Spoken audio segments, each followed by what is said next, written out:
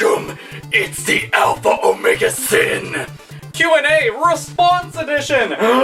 This is where AlphaOmegaSin answers all the questions that were asked, and this is going to be the Video Response Edition. So pretty much all the video responses, that's what this portion of the Q&A Answer Edition thingamabob will be.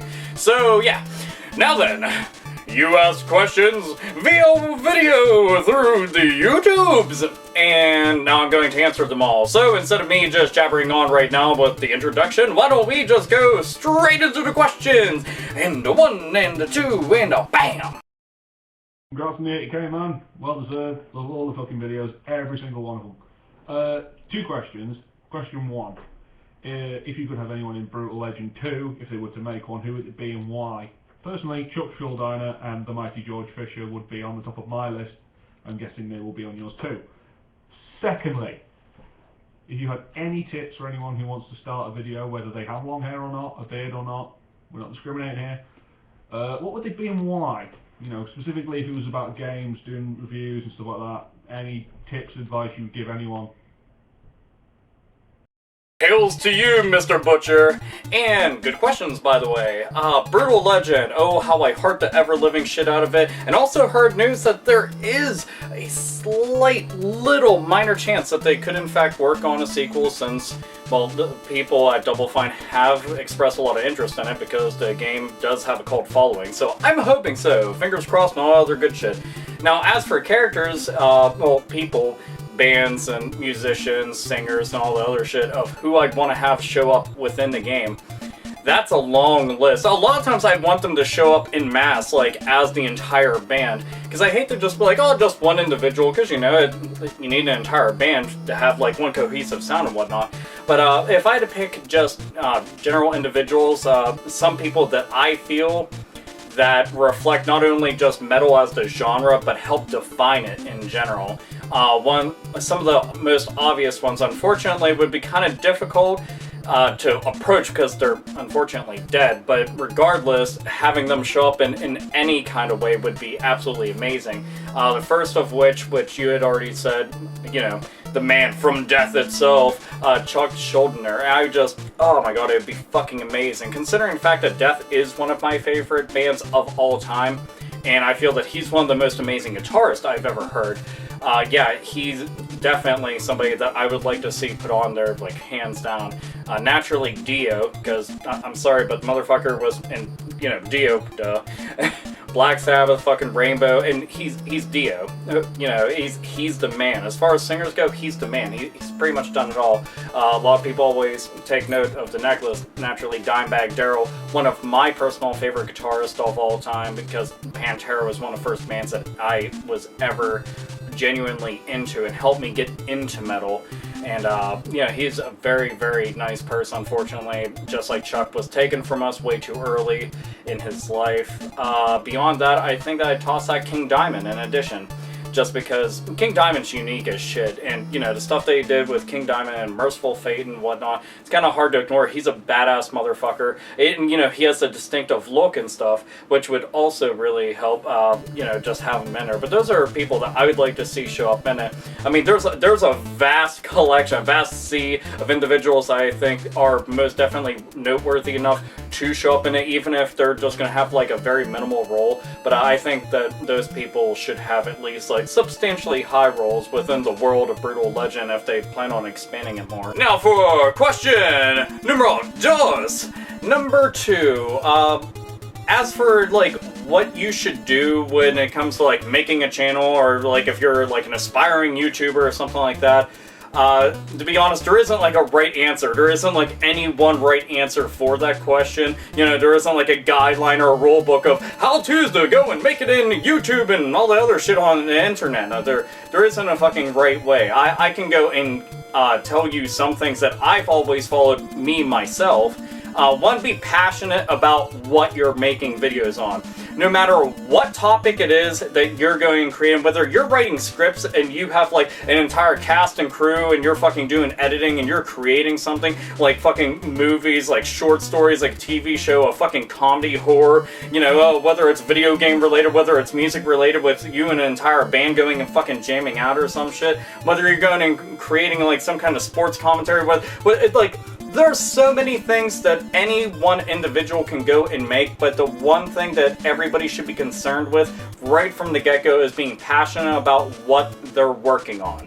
A lot of people have it fucking flipped, and they're more concerned about getting views, they're more concerned about their subscriber count, they're concerned about how many comments they get, how many likes that they get, how many dislikes they get. Fuck all that shit. That should be the furthest thing from your mind.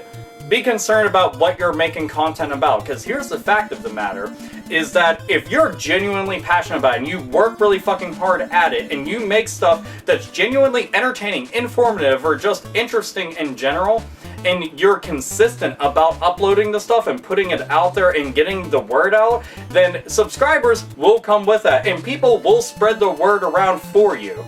You know, that's what will happen, and that's how it is with any product that somebody genuinely invests themselves into and gives a crap about, is that, you know, they'll be able to see that and they'll latch onto it and be fucking happy that they found it. So that's my best advice. That, and I would say don't compromise. Do not change because somebody tells you what you're doing is wrong. There isn't a fucking right way and there isn't a wrong way. You should only change something, do something different if you think that it's the right choice to go and make because you think that it's going to better it. When people go and compromise everything about themselves, essentially, what do they become? A fucking sellout. You know, do not cater to an entire fucking audience just to go and broaden your horizons for the sake of doing it for some kind of, like, extra credential fucking bullshit fame. Fuck all that shit. You should be happy with the fucking content that you're putting out because you give a shit about whatever subject matter that it is. With me, you know, I make fucking vlogs. It's a guy who's just expressing himself and saying opinions. I don't have, like, a fucking teleprompter. I don't have fucking, like, words splattered all over my fucking wall. If I did, my entire game room would be really messy, and I'd have to show all of my comics and my games and stuff. But, you know, I just say what comes to mind. I talk off the top of my head. It's unscripted. That's really it. I go in with, like, an idea of the subject, and that's pretty much it. And bam! That's it. Record, fucking talk.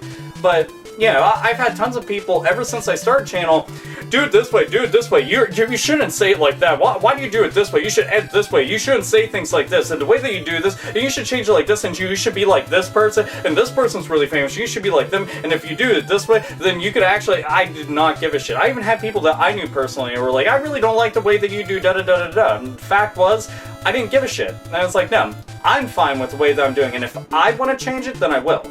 And that's pretty much how I've always viewed it. Sure, you know, a lot of people could go and decide to go with the sellout route and go and get a lot more, you know, fame because of that. And if they do, good for them. But the fact is that I like the fact that I have been doing things my way, and I've gone, you know, to whatever the fuck that I can go and say that I am on my own merit of, you know, on my own. I didn't have anybody holding my hand along the way. I didn't have any fucking people help me. I didn't have anybody going and putting me out there on a fucking billboard. It's just all me. And that's really it. And that's something that a lot of people could say that they'd be proud of. But in general, I'm just proud to be, you know, part of the fucking gaming community. I'm proud to be fucking passionate about all this fucking stuff that I talk about, and proud that I even fucking have anybody watching my stuff like you and many other people genuinely that fucking makes me happier than shit. And that's a reward in itself. Anybody who thinks otherwise, there it is. Big old middle finger, you can fucking stamp that right into her fucking forehead. So, yeah. Don't compromise. And be passionate. And be consistent. There you go. That's my best advice for you. I hope that answers it. It might have been kind of long-winded and sort of preachy, but I swear there was some good advice there. I swear to you.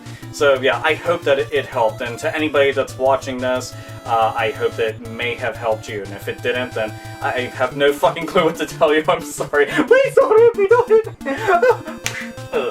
But anyway, thanks for the fucking question, man. Hello, Mr. AlphaOmegaSin. Fellow YouTube subscriber Knickknack here to ask you 2 questions for your upcoming Q&A. If they're way too much, just answer the first one. But anyway, my first question is, who is your favorite Batman Beyond villain of all time? And second, have you heard of this thrash metal band shown here in this picture, Death Angel? If so, what do you think of them? Anyway, congrats on the 80,000. You definitely deserve it because you know what's up.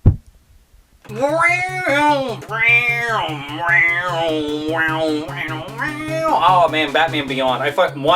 Intro music is absolutely fucking awesome, but the show, the show is the shit. I also need to catch up on the comics.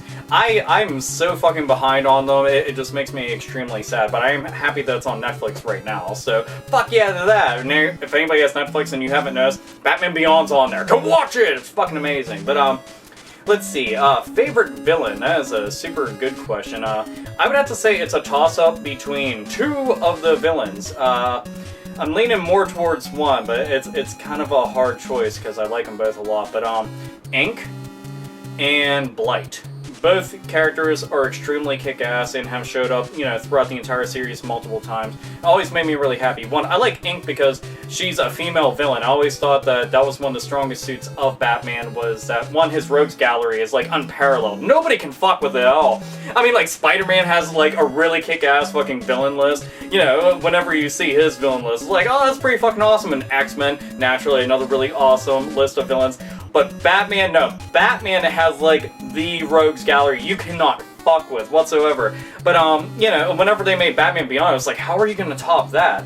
And, they didn't. I wouldn't say they topped it, but I thought they did a really good job of, transitioning into a new era and bringing out new villains and stuff that you could really get into. And that were not only noteworthy, but were an actual threat. And you want to see come back time and time again and, butt heads with Terry McGinnis. But I would say I lean towards Ink because, she's really kick-ass female villain, and, I always love Catwoman, Poison Ivy, Harley Quinn stuff, the fucking Gotham City Sirens. I always wish that they kind of did that with Batman Beyond, have, fucking Neo-Gotham City Sirens and stuff. That'd be really cool, but, and Blight was a really kick-ass character because he was there from the very first episode and forward, and he's a main reason why a lot of this shit went down, and he affected all types of stuff within the story, especially between, Terry, his family, and Bruce and stuff like that. So, he was a fucking thorn inside of all of them, and he looked so fucking cool. I'm sorry, dude looked badass as shit running around. He's fucking nuclear. It's yeah, okay, that's pretty fucking cool. The only other one I would say that I would put up there in a second place below those two is Spellbinder, because he looked really neat, and B, I like anybody who's I'm extremely smart and intelligent, I'm gonna go fuck with your head and shit, and it's oh, that's kind of cool. But, yeah, so I would put them up there. So it's a toss-up between those, but I kind of lean towards Ink. She's fucking a professional thief and a mother and stuff, even though her daughter's a complete cunt, but still. It's those two. And as for Death Angel, yes, I have heard of Death Angel. Consider, in fact, big fucking thrash metal fan, yes, I've heard of them. I started listening to them, God, how many years ago was it now? I forget. It was late 90s when I started listening to them. But Death Angel, really cool. Act 3 being one of the best albums that they have. And the Ultra Violence, again, another really fucking awesome one. But it's, it's thrash metal, 80s era thrash metal. It always makes me happy. It's just da-da-da-da-da-da. Oh, I love it so much. But they are really kick-ass. And and it's weird because when I came across them, it was because I was looking up stuff for Dark Angel, and I came across Death Angel. I'm what's this? And I look it up, and I talked to my brother about it because I remember he had some shit of them, and I was oh, I remember seeing that, and got to find out really kick-ass band. So yeah, they're pretty fucking awesome. And thank you, sir, for your question. Then Batman question, so it makes me happy. Oh yeah, it makes me happy like that. So yeah, that's it. And fuck you, I can do the nipple thing. Damn it. 80,000 subs, no big deal. Awesome stuff. That's my question for AlphaOmegaSin. I've been watching your channel for a long time. You're a really passionate gamer. Keep up the good work. My question is simply, what game has made you want to pull out all your fucking hair? Mine? Zelda NES, Zelda 2 for the NES, and Zelda A Link to the Past. What's yours? So my question for you is, what is the game that pisses you the fuck off the most? Like, which game pisses you off, which, like, gets you so mad and all that? Games that would make me want to go and rip out my luscious locks. There's a lot. There's, like, a big fucking list. And I'll be honest, like, the NES has, like, the biggest library of games that makes you want to just fucking, like, just go off on a rampage, and it's like, you see a basket kitten, and you're like, don't fucking care! And it's like, cute baby. Don't give a shit, and it's just like, you know, it doesn't matter how fucking cute and happy and stuff like that, you're fucking roundhouse kicking and fucking, like, throwing elbows and shit, and just, like, you hear nothing but pit music, and you're just stomping the fucking life out of stuff, because it's like, why is it this difficult?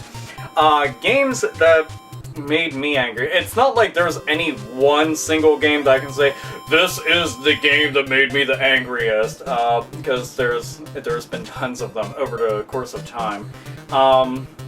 Let's see, Contra Hard Corps for Sega Genesis is one of them, and Lou Pasillo, who is somebody that listens to Hate Bit Podcast and also frequents, like, you know, my channel and a couple other people from the Hate Bit Podcast I know of, and a very fucking cool guy, had left a comment recently and was like, what, you've never beaten it? And it's like, fuck no, I haven't beaten it. That game's fucking hard, man. I've tried. It's not like one of those things of, oh, Alpha, it's just because you suck at a game. Motherfucker, I'm awesome at video games. It's just, that shit is like some evil incarnation from some goddamn fucking unknown universe that was just put here to torment me. Well, and tons of other people, but it tormented the shit out of me. Ninja Gaiden 2 and 3. I beat the first one. Was damn fucking proud when I did it. I actually beat it more than once when I was little because, damn it, I was a tenacious motherfucker. Tenacious D.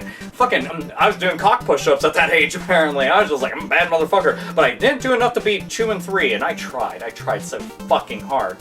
But apparently was not enough. Those games are just, like, insanely fucking hard. Like, in all honesty, I don't even get how the fuck you're supposed to get past half that shit. It's like, fuck, what? Let's see, some other ones. Einhander for PS1. That game, I still don't get to this day. It's like, how the fuck are you supposed to beat that? I've actually done better than everybody I know that has ever played it. Everyone. And I still haven't beaten it. And that's because I played it tirelessly. You know, when I got it, I just kept playing and playing and playing. Because, you know, it had Squaresoft logo, and I was like, oh my god, I'm in fucking love. It's a shoot 'em up, and it's a Squaresoft game. So, Sinner playing it, ridiculously fucking hard. If anybody's played it, you can understand. Even if you did beat it, it's one of those things, like, some games are so fucking difficult, even after you beat it, you feel like it still beat you. And that's what I feel like with some of these games, even if you best it. Batman on NES, I love that game. I fucking love that game. I keep jamming to the music recently for some reason. But the difficulty on it, it's like, here's hard, here's ultra hard, here is, well, there we go, the ceiling. So, it is ridiculously fucking hard, like going through the goddamn fucking ceiling, into the roof, fucking knocking tiles out of the way, and Sinner fucking just penetrating clouds and shit. And it's like, that's just too fucking difficult. Then, what else do we... Oh, Elemental Gearbolt, also on PS1. In the game, you would think, oh, I'll just get a second player and we'll just fucking do this together. No. It gets 10 times harder. And God forbid if you got somebody that's not as good as you, if they're worse than you, it's a fucking handicap. It really is. It's like, fuck me! I can't get past this one boss that's like the Independence Day looking shit. This thing takes up like over half the screen, it's up over the entire fucking top of it, and you're just shooting away at it, and its life bar is just like, it keeps filling up and just showing up. It's like, it was so fucking ridiculous. Like, why would you do, why'd you mock me? I know a lot of people say Demon Souls and Dark Souls. Well, I think they're difficult games. I don't think they're like the hardest games in the entire world. I thought Shin Megami Tensei Nocturne was a pretty fucking hard RPG. Like, that shit got ridiculous. Even with cheat codes, the game's just like, oh, I see that you're trying to get the fuck out of my family. What the fuck are you doing? And it's like, oh, I'm so sorry. Yeah, that game, insanely hard. Try going to and getting like to the secret boss on that. That shit is like fucking forever. Or while not a difficult game, but hard as fucking shit, get the Prinny Bale on Disgaea. That takes fucking eons upon eons. I put in so many hours on that game, still can't fucking beat him. I mean, regular Bale, I barely even fucking, like, scratched him. I did eventually beat him after, I don't even know how fucking long, but I eventually did beat him, but, oh, Prinny Bale? No. No. That shit, just too fucking difficult, but there's, like, a ton of really difficult games. Zombies Ate My Neighbors, that game gets really fucking hard towards, like, the last, like, I don't know, about 15 or 20 stages. That shit just, like the big fucking spider boss, I just wanted to fucking punch somebody through their face, like in their face, drew it, and then wear them like this fucking Batman brace, and I'm like, this is your skull. What else? Oh, Devil May Cry 3, Dante Must Die mode. You wanna know what it was? AlphaOmegaSin must fucking go into cardiac arrest from playing this game. That shit just... So, yeah, there's a fine list, just starting out, mind you, but there's a fine list of games that just made me want to fucking rip my hair out. And yes, I agree with Zelda 2. That game, oh man, that game's fucking evil. Absolutely fucking evil. I beat the first Legend of Zelda, that one still haven't beat. Still have not fucking beat it. I've seen people beat it, and I'm like, oh, I could probably do it now after watching that stuff. I just don't want to attempt. Because the game just, it's like traumatized me. It just fucking completely traumatized. That's it. The end. Traumatized. That's really about it. Or the first Teenage Mutant Ninja Turtles game on NES. That shit. I don't know how the fuck you're supposed to beat that either. That game's just... It's from that same fucking dimension. Like the evil dimension I was talking about? Yeah, there you go. So, yeah.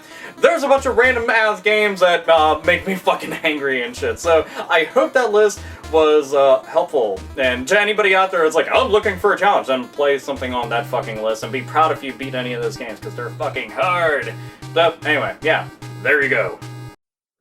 How's it going, Alpha? I just wanted to say congratulations on reaching 80,000 subscribers. But I do have one quick question. What is your real name? One, I love the fact that you were playing Dino Crisis. That shit makes me happy. Also, I do plan on eventually doing a Let's Play of that, because after doing, like, Resident Evil stuff, everybody's like, oh my god, play that! And I was like, you know what? It's been a while since I went through the first one. I played the second one quite a few times within recent memory, but haven't played that one eons. So, this is a question lots of people keep fucking asking. As a matter of fact, like, it just, like, I kept scrolling through the comments, like, a lot of people want to know what my name is. So, do you want to know what it is? It's AlphaOmegaSin. No, it's Bill Ahrensberg. See, anticlimactic, it's like, dude, that's not exciting. That's the most, like, unexciting name. And just stick with AlphaOmegaSin. That shit's way more interesting. But yeah, it's Bill Ahrensberg. It's not an exciting name. Yeah. But, yeah, I like it. Bill, that's pretty cool. Ahrensberg, it's a German last name, which is strange because I barely have any German within my fucking blood. It's almost all entirely Irish. But, yeah. So, there's that. Now you all know, if you didn't already know. So, yeah, there's that. So, everybody knows AlphaOmegaSin's name. You made me admit it.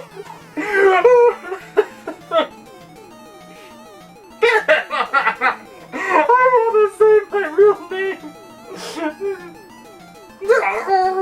But now you all know, so I hope that that answered that question, since that was asked a whole fucking ton. I was just like, holy balls. Can't believe that. Just like, jumping Jehoshaphat. Like, I cannot believe that. So, I thought it was interesting. So many people want to know. But, yeah, there. It's Bill. Hey there, how you all doing? Now we are all formally introduced. So, yeah, there you go. Thanks for asking, good sir. What's up, AlphaOmegaSin? I am the Heavy Metal Zombie, and this is my new channel, Last Minute Productions. I'm really excited to see that you're doing a Q&A now. I've been wanting to ask these technically three questions, but it's a two-parter. These two questions for a very long time. And I think they're going to be pretty awesome, pretty unique questions. First question, two-parter actually. At what age were you, and what band was it that influenced your love of heavy metal music? Mine was Metallica. I believe I was around 13 or 14 years old.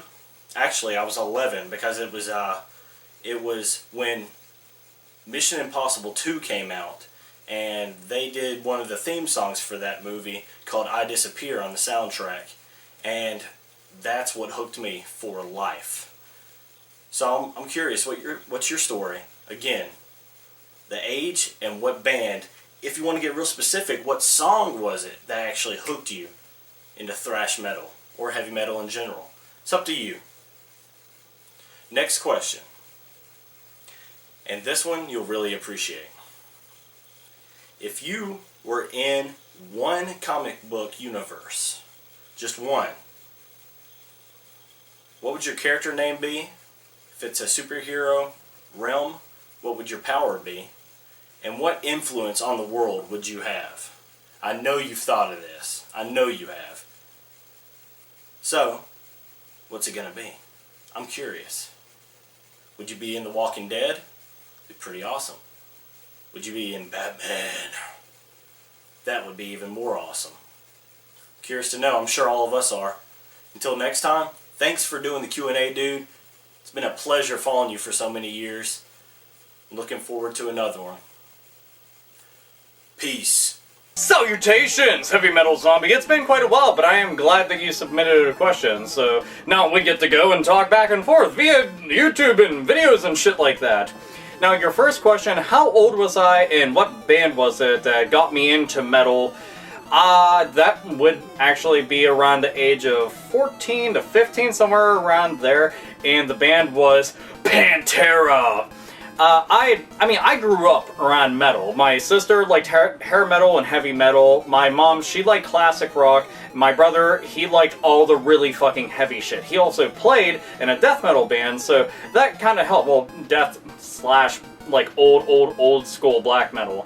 But, you know, being around that stuff the entire time that you're growing up, it's obviously going to stick with you and you remember some of it, but when I was really younger, I just didn't give a shit about music. It was like the furthest thing from my mind. I was like, music? I'm busy doing other shit. I have Legos and video games and shit. I'm going to run around and just cause chaos somewhere, because that's what a young AlphaOmegaSin does, just causes chaos. But, I still remember the very first CD that I'd ever had the opportunity to get was an EP. It was from Pantera. It was from Vulgar Display of Power. It was the one that had Walk on it. I think it was like 3 tracks on it. I remember distinctly that it had a boot print on it, like on the actual design of the disc. Not like an actual boot, like somebody stomped on a disc and was like, here you go!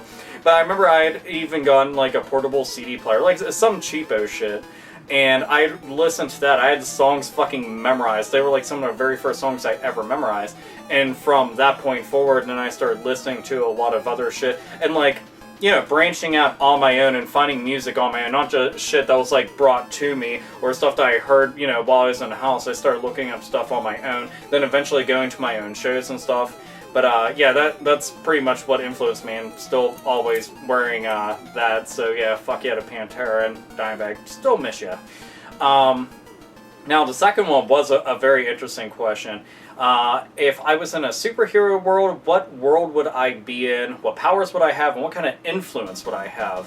The superhero world, just because I fucking love it so very much, I'd end up being in like the Batman universe or the DC universe, just because I like Batman comics more so than everything else in the entire world. I love them to death. I have tons and tons and tons of them. I watched a Batman animated series. I've watched all the fucking animated movies. It's just something that I grew up with and have always had like a strong connection with.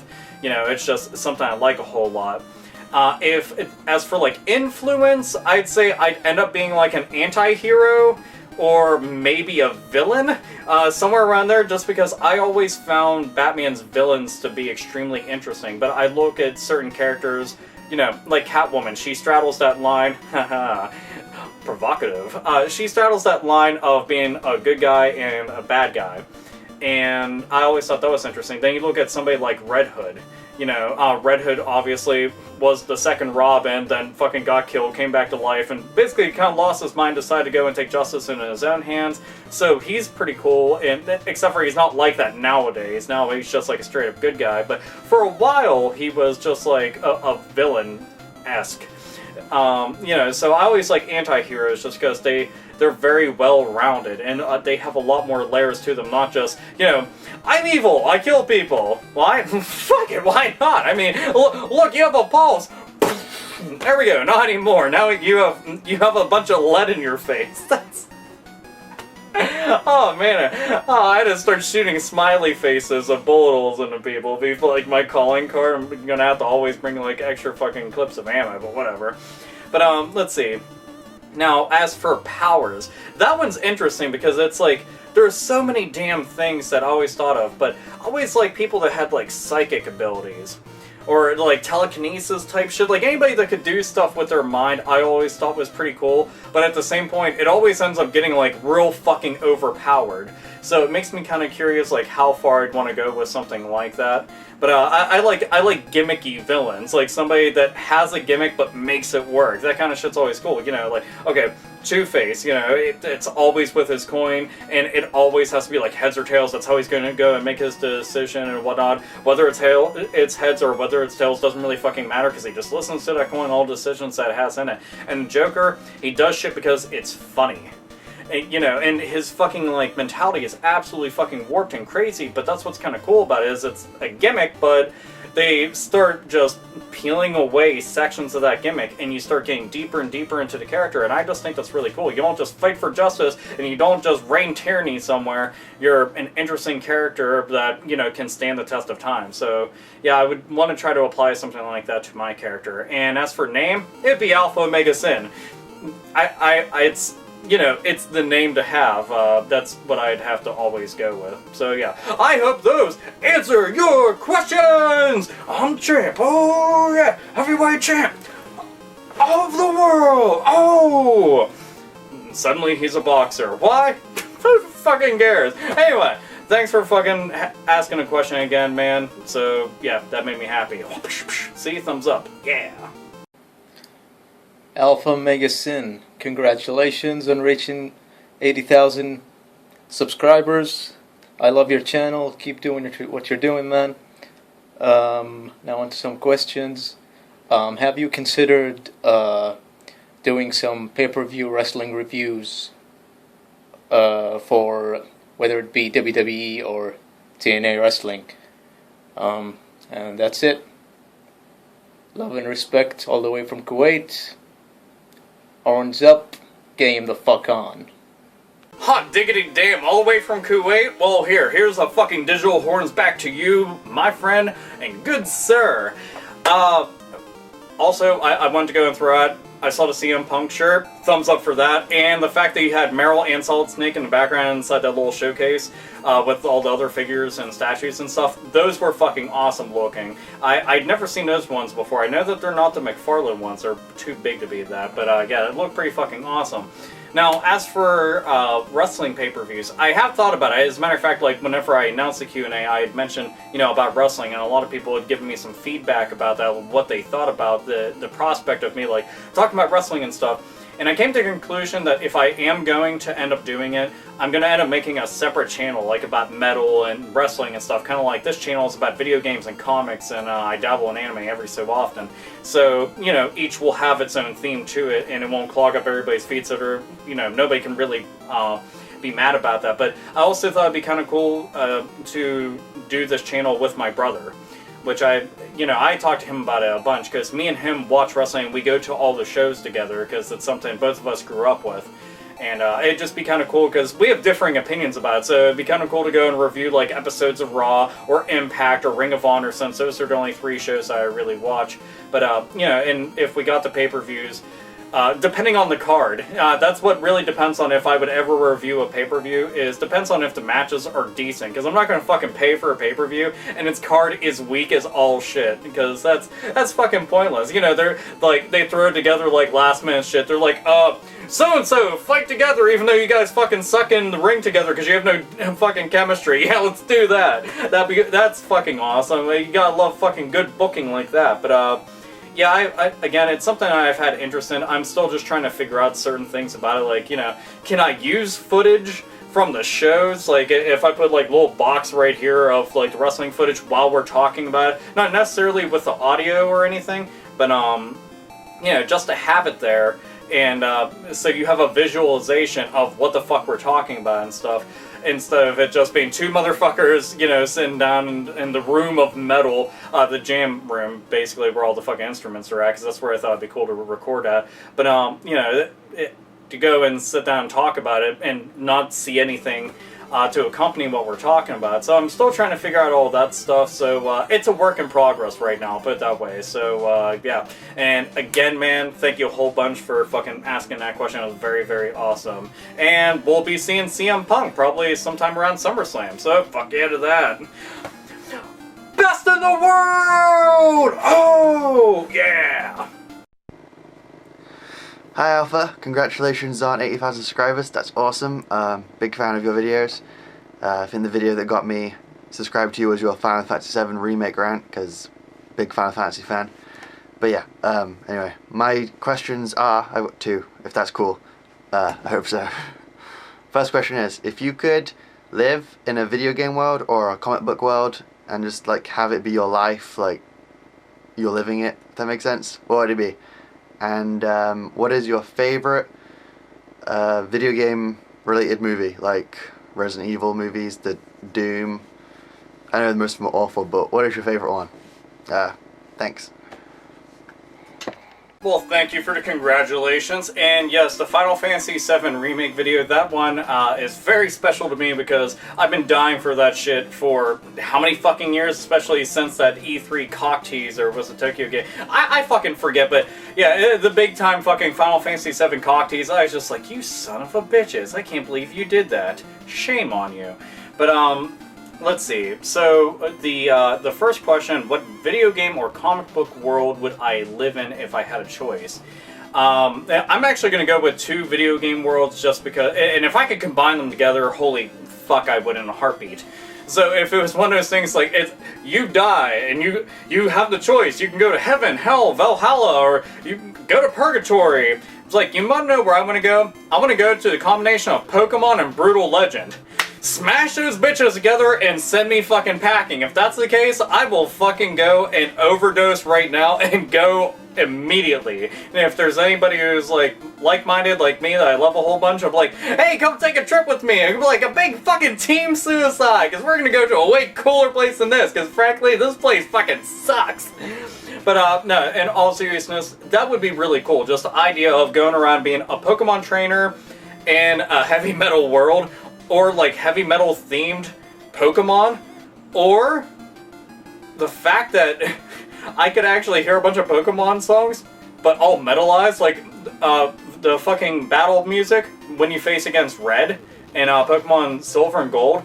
The metal version of that is amazing. Just type it in, it's fucking awesome, by the way. But just the idea of both of those worlds is really awesome, just because I like both of them a whole bunch. Because they just, I don't know, they make me happy. Like, they genuinely make me smile. I'm just like, oh, that'd be so fucking awesome. Oh, I want that so much. But, yeah, I would totally go and rock both those fucking worlds and then some. Like, AlphaOmegaSin, professional Pokemon trainer, and 24-hour metalhead. But, favorite video game based movie, and there's so many bad ones. You're so fucking right about that. So many bad ones. Oh man, the Blood Rain movies, so bad. The fucking Legend of Chun-Li, like, oh, why did they do that? The fucking House of the Dead movie, and it's like, stop, just stop. Stop in the name of good taste. Like, fucking Christ, man. Oh, it's like, when will you fucking learn? And it's like, here, I'm gonna fucking wallop you with a little cream pie, just so happens there's a landmine in it. And all of a sudden, I'm taking a Joker shtick. So, favorite video game related movie, I would say, is Resident Evil Degeneration, the all CG movie. It is fucking phenomenal. It is absolutely amazing. The Resident Evil movies, they can't even live in the same fucking galaxy as that. It's like night and day. The Resident Evil Degeneration is just, it's so fucking cool because it's like watching a bunch of cutscenes from Resident Evil, but all in one movie, and it's just done up really well. The entire thing is extremely fucking awesome. One that surprisingly, well, I can't say surprisingly, I think it's kind of ironic that when it comes to video games, anime treats video games really well. Persona, kick-ass anime. Devil May Cry, kick-ass anime. Fucking Disgaea, kick-ass anime. Fucking Fatal Fury, Street Fighter, also kick-ass anime, and there's like a bunch of other ones, but it's so interesting to think that they do a really bang-up job with those. I'm like, that's pretty fucking neat. I like that. I like it. Yeah, it's cool. So there's always those, but I want to go with like an actual movie and whatnot. But yeah, Degeneration would be high up on my list. And one that's surprisingly good, like it shocked me it was so good, was Postal. It's pretty damn funny. You know, whether you love or hate the game, the movie was not bad. I was expecting it to be extremely shit. That's the honest truth. Like, I was sitting down watching, I'm like, this is gonna be fucking garbage, gonna be garbage. Ended up laughing throughout the entire movie. I was like, alright, not too fucking bad, not too bad. And the original Mortal Kombat movie, the original, not... Not the second one. The second one's really fucking bad. But the first one, I like that a lot. A lot of people, they either love it or they hate it. I fucking loved it. I thought it was amazing. So, yeah, I go and also put those on the list. They fucking kicked a bunch of ass. So, yeah, I hope those answered your pretty awesome questions. So, there you go.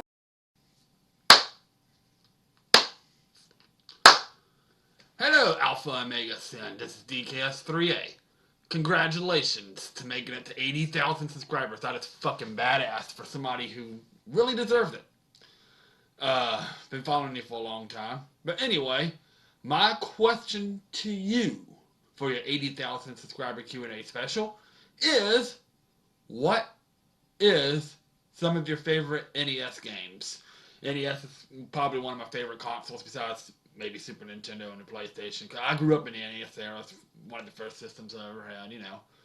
But, yeah, you can name like 5, maybe 10. You don't have to name a whole lot of them. But what are some of your favorite NES games? And,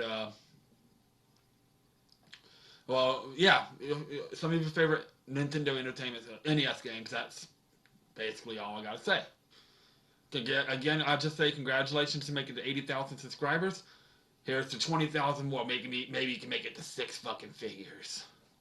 So, congratulations again, dude. That's all I gotta say. Just keep up the good work, and can't wait to see some more shit from you. Keep it metal, dude. Dude, the fact that you have Legend of Zelda, Batman, Super Mario Brothers on your back wall, and you have a cat in a video, it makes you pretty fucking awesome. I saw that, I was just like, oh, that's fucking cool as hell. I was like, little Batman picture, like, fuck yeah. The Dark Knight, don't worry. I may protect Gotham, but I can also protect this bedroom. I got my Batman bracelet on, so, you know, he's also protecting me somehow. I don't know how he would pop out of here, but who the fuck knows? It's Batman. Everything that he needs is in his utility belt, so he probably has a teleporter in there too. But favorite NES games, and like you, I grew up in the NES era too. Like the NES, that's like where I started with gaming. And let's see, oh man, top 5 games. I can't do a top 5. There's too fucking many. I'll just start naming shit off. Let's see, Chip 'n Dale Rescue Rangers, that game's fucking awesome, along with that DuckTales, obviously, because Capcom was like, you know what's really awesome? Disney. And those cartoons that you're fucking watching right now, obsessively, every single day that you get home after school, you're gonna want to play those games because they got bitchin' music, bitchin' control, bitchin' graphics, they're fucking amazing, and you won't be able to afford the sequels, because they will be super rare and really fucking expensive, and it's like, how the fuck can it be that expensive? Why? And unfortunately, that is the way that it is. But beyond that, Ghosts and Goblins, even though the game is super insanely fucking hard. River City Ransom, one of my all-time favorite beat-em-ups ever in the entire world. And really good 2-player game. It's just fucking cool. And actually, speaking of beat-em-ups, let's see, Mighty Final Fight. That one's really good. Let's see, Teenage Mutant Ninja Turtles 2, Teenage Mutant Ninja Turtles 3. Though, even though I would say Teenage Mutant Ninja Turtles 3 is the better game, I prefer 2 because that's the one that I played over and over and over and over and over and over and over and over and over and over and over and over and over and over again. I played it nonstop to the point that it's like I could go from the very first stage all the way to the very last stage and get hit like maybe twice. That's it. Like, I owned the shit out of the game. I was like, I'm picking Michelangelo because he's a party dude, hooray! And just, it was like, foot soldiers, get the fuck out of here. Fucking Leatherhead, get the fuck out of here. fucking Rocksteady and Bebop and Krang? Fuck all of you, just pow, pow, just fucked everybody, pounded their fucking buttholes completely dry, was like, bite the pillow, bitch. Let's see. What other games? Rad Racer. I love that game a whole lot. Both of them, as a matter of fact. But that was like a racing game just I fucking played all the time. Let's see. Metroid. Like one of the best adventure games ever in creation. Metroid's amazing. Even though Super Metroid is probably like the best in the series, technically. I love Metroid Prime a whole lot, but Super Metroid, fuck, is it amazing. So is Fusion. You know what? I'll just say this. Metroid games are just fucking awesome. They're awesome. The very first Legend of Zelda, that one I love to death. The second one is the one that it just makes me fucking cringe. I'm just like, why are you fucking... Ugh. But that's the one that was like the most like an RPG, and I liked it a whole lot because of that aspect, because I love role-playing games a whole bunch. But it wasn't until like, you know, PlayStation and SNES when I really started getting into the genre. Sweet Home, that's another really good game that I like a whole bunch. It's like, you know, where survival horror was really starting off. And actually, you know, speaking of RPGs, it has RPG elements to it, which is pretty damn cool. Trying to think what else. There's so fucking many games. Contra. I don't know how the fuck I could ever forget about Contra. Contra, despite the fact that the game is really hard, I have beaten the game multiple times, which I always found it surprising, because a lot of people were like, I can't fucking beat that, but I'm like, how the fuck did I beat it? Oh yeah, fucking Konami code. Ha! Have I beaten it without the Konami code? No. I haven't, but that's the fucking honest truth. At least I can admit it.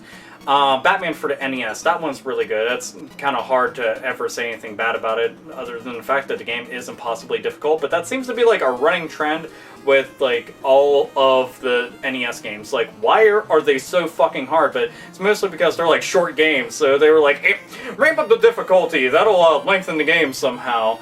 The Mega Man games, Mega Man 2 being like the best one, that's just a fucking fact. Like, it's an indistinguishable fact.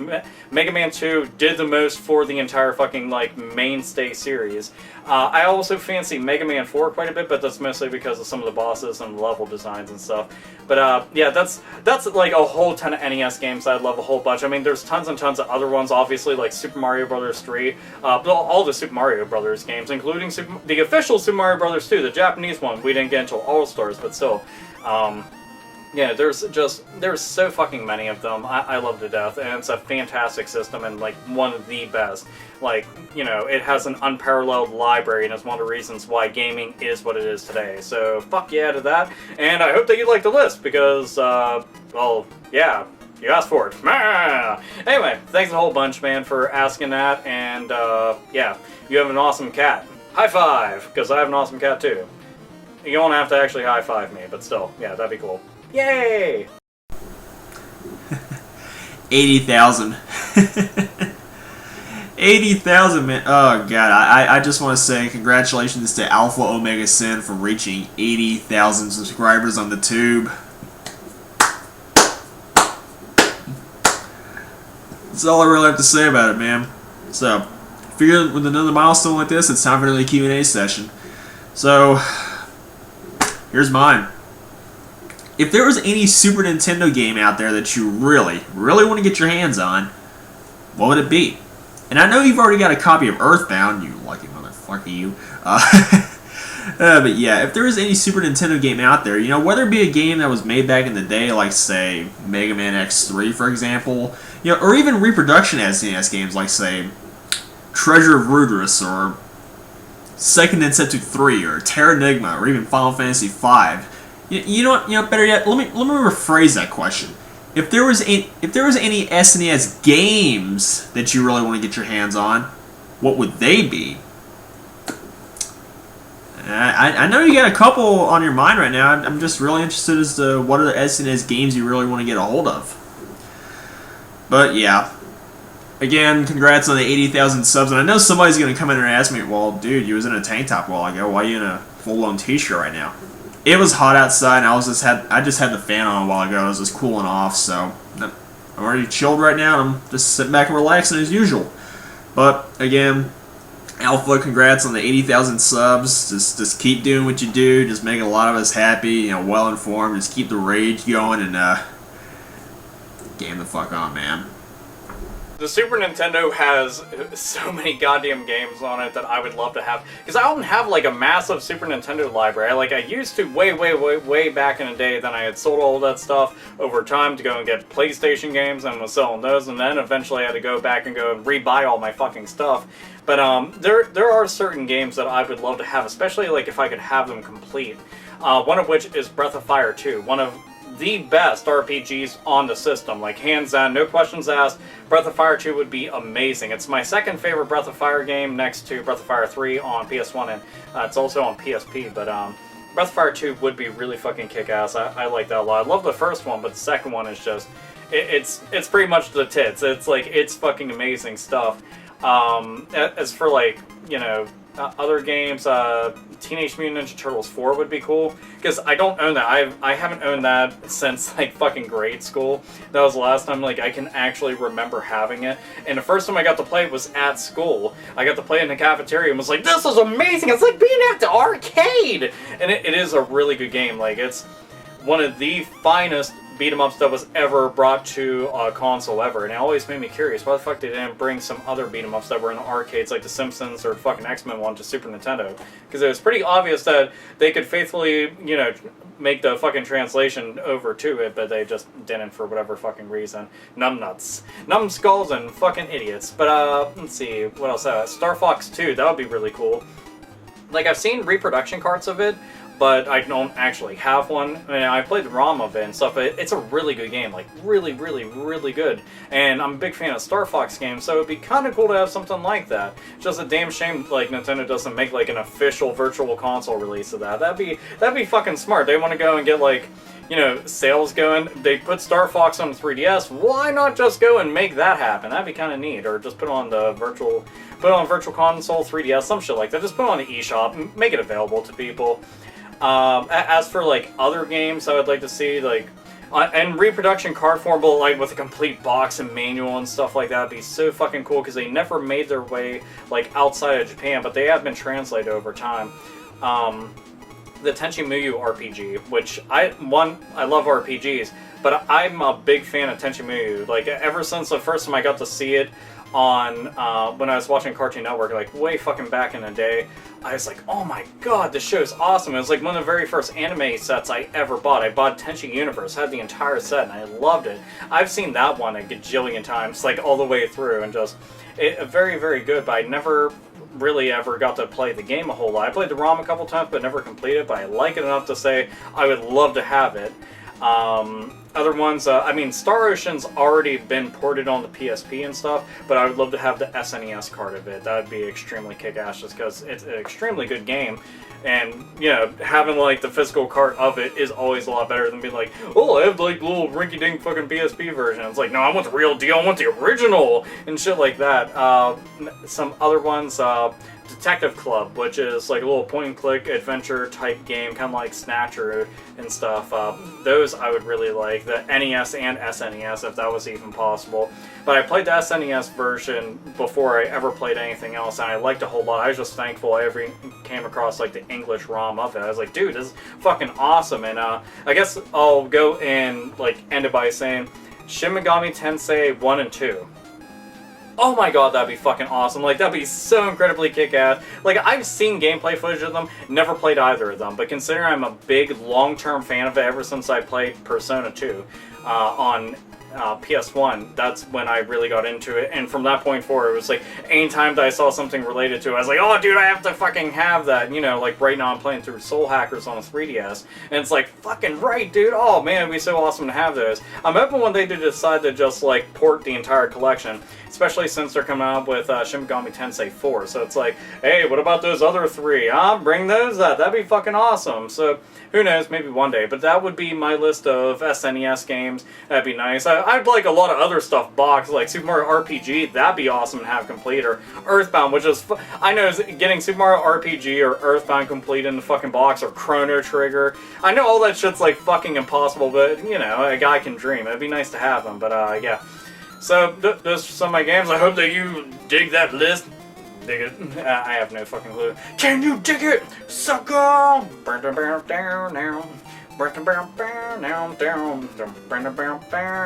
Sorry, Harlem Heat music is fucking amazing. Anyway, so that's my list. Pow! Mr. AlphaOmegaSin, congrats on the 80k subs. You definitely deserve them. Anyways, I have a few questions for you. One of the questions is, have you ever thought about making reproduction cases out of the loose games that you have in your collection? For example, Dark Cloud for the PS2. Yes, this is Japanese box art because I got the game disc only, so I made my own case. Have you ever thought about doing that with your disc only games? And the other question is, you're just starting to do Let's Plays, so once you're done with Resident Evil, are you going to continue on with this series, like Resident Evil 2, Revelations, or even Code Veronica X? Anyways, congrats on the 80k subs again. You definitely deserve them, and hope to see more rants from you, man. Anyways, have a great day.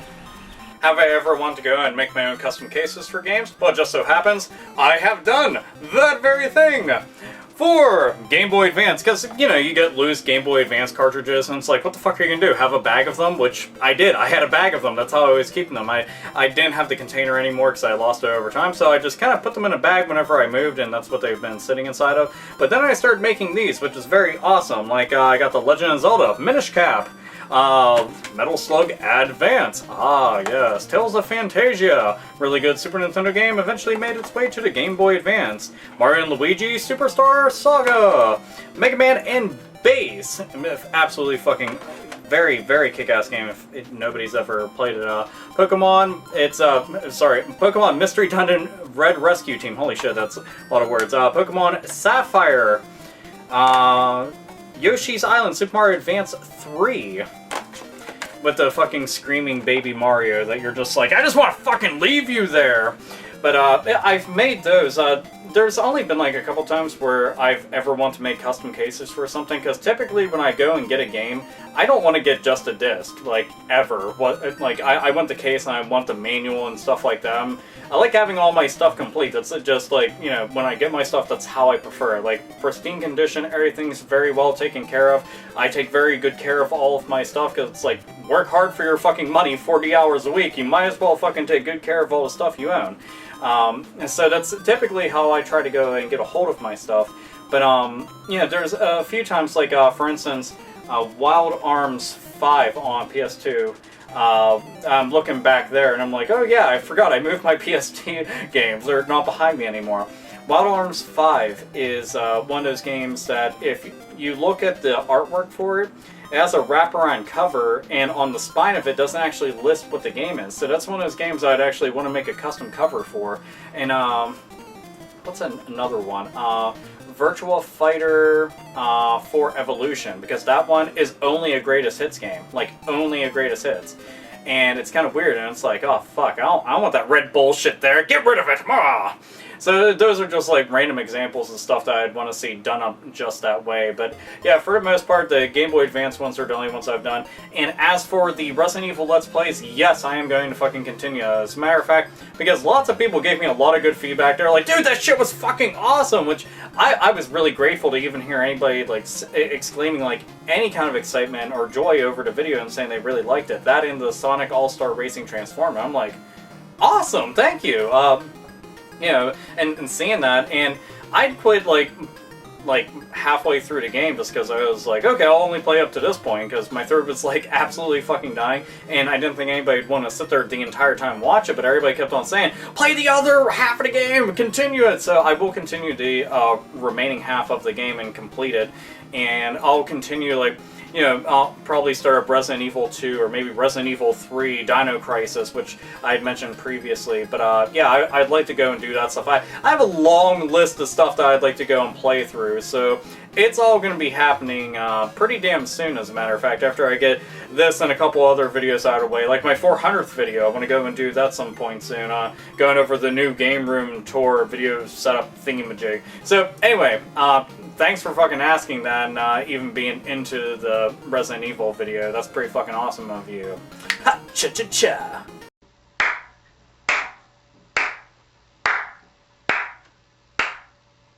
Congratulations, AlphaOmegaSin, you made it to 80,000 subscribers and you deserve it. Hello everybody, it's the Wee Guy, and hello AlphaOmegaSin, as this video response question is directed towards from his 80,000 subscriber Q&A special video. Yeah. Pretty much decided to give my question in the form of a video response because I know that would be easier than looking through thousands of comments, so you're welcome, Alpha. Now, pretty much cutting straight to the chase, my question is related to a series of mine that you commented on before, a 8-bit stereo over on my Wee Guy 309 channel. And that pretty much is, what are some of your favorite video game soundtracks of all time? Across any platforms, NES, Super Nintendo, Genesis, Game Boy, Nintendo 64, PlayStation, PC, it doesn't matter, whatever suits your fancy. You can name one on all those consoles or whatever you can think of. That'd be great. So, yeah. Also, I have a little bit of a personal question I want to ask. You don't have to answer this, but I just want to know, what are some of your favorite videos of the 8-bit stereo series of mine that I have created? I know you commented on 4. I don't know if one of those 4 are one of your all-time favorites of mine, but I just want to know because I love NES music and I love hearing people's opinions about the stereoized versions of these classic NES tunes that I've made, and yeah, I'd really appreciate that. So yes, that's pretty much it. There's my question to you, Alpha. People, if you don't know him, go check him out. He's a great ranter. Just click the links down below and all. So, thank you, AlphaOmegaSin, for the hilarity, and just keep gaming and ranting the fuck on. Fuck yeah, it's actually good to hear from you, and yes, your channel is pretty awesome because I am a big fan of video game music. 8-bit music is absolutely fucking awesome. Throughout the years, I've made so many compilation CDs completely filled with 8-bit music that I just put inside the car and fucking listen to before, I just put stuff on my phone. But, let's see.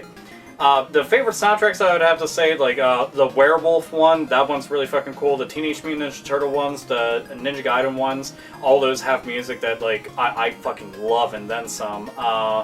Batman, Battletoads, those are all soundtracks that I've listened to over and over and over again, especially considering the fact that you've been, pretty thorough about it. So, I like all those a whole bunch.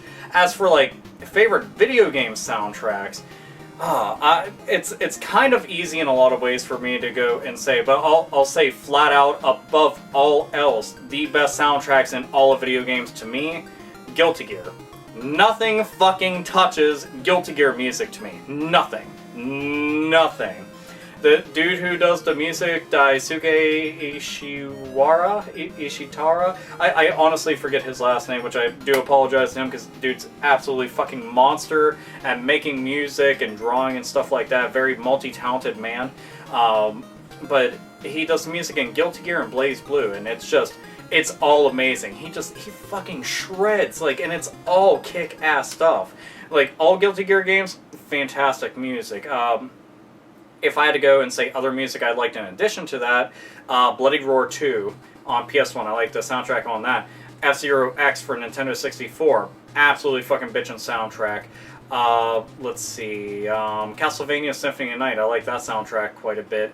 Ace Combat 2 on PS1, I like that soundtrack a lot. And the main the Dynasty Warriors games, the main occurring theme with all this is a lot of those soundtracks are very rock and metal oriented. They have lots of very kick-ass guitar stuff. And the thing is, I know some people will be like, metal's a little too heavy for my taste, but if you hear this stuff, it's fucking amazing.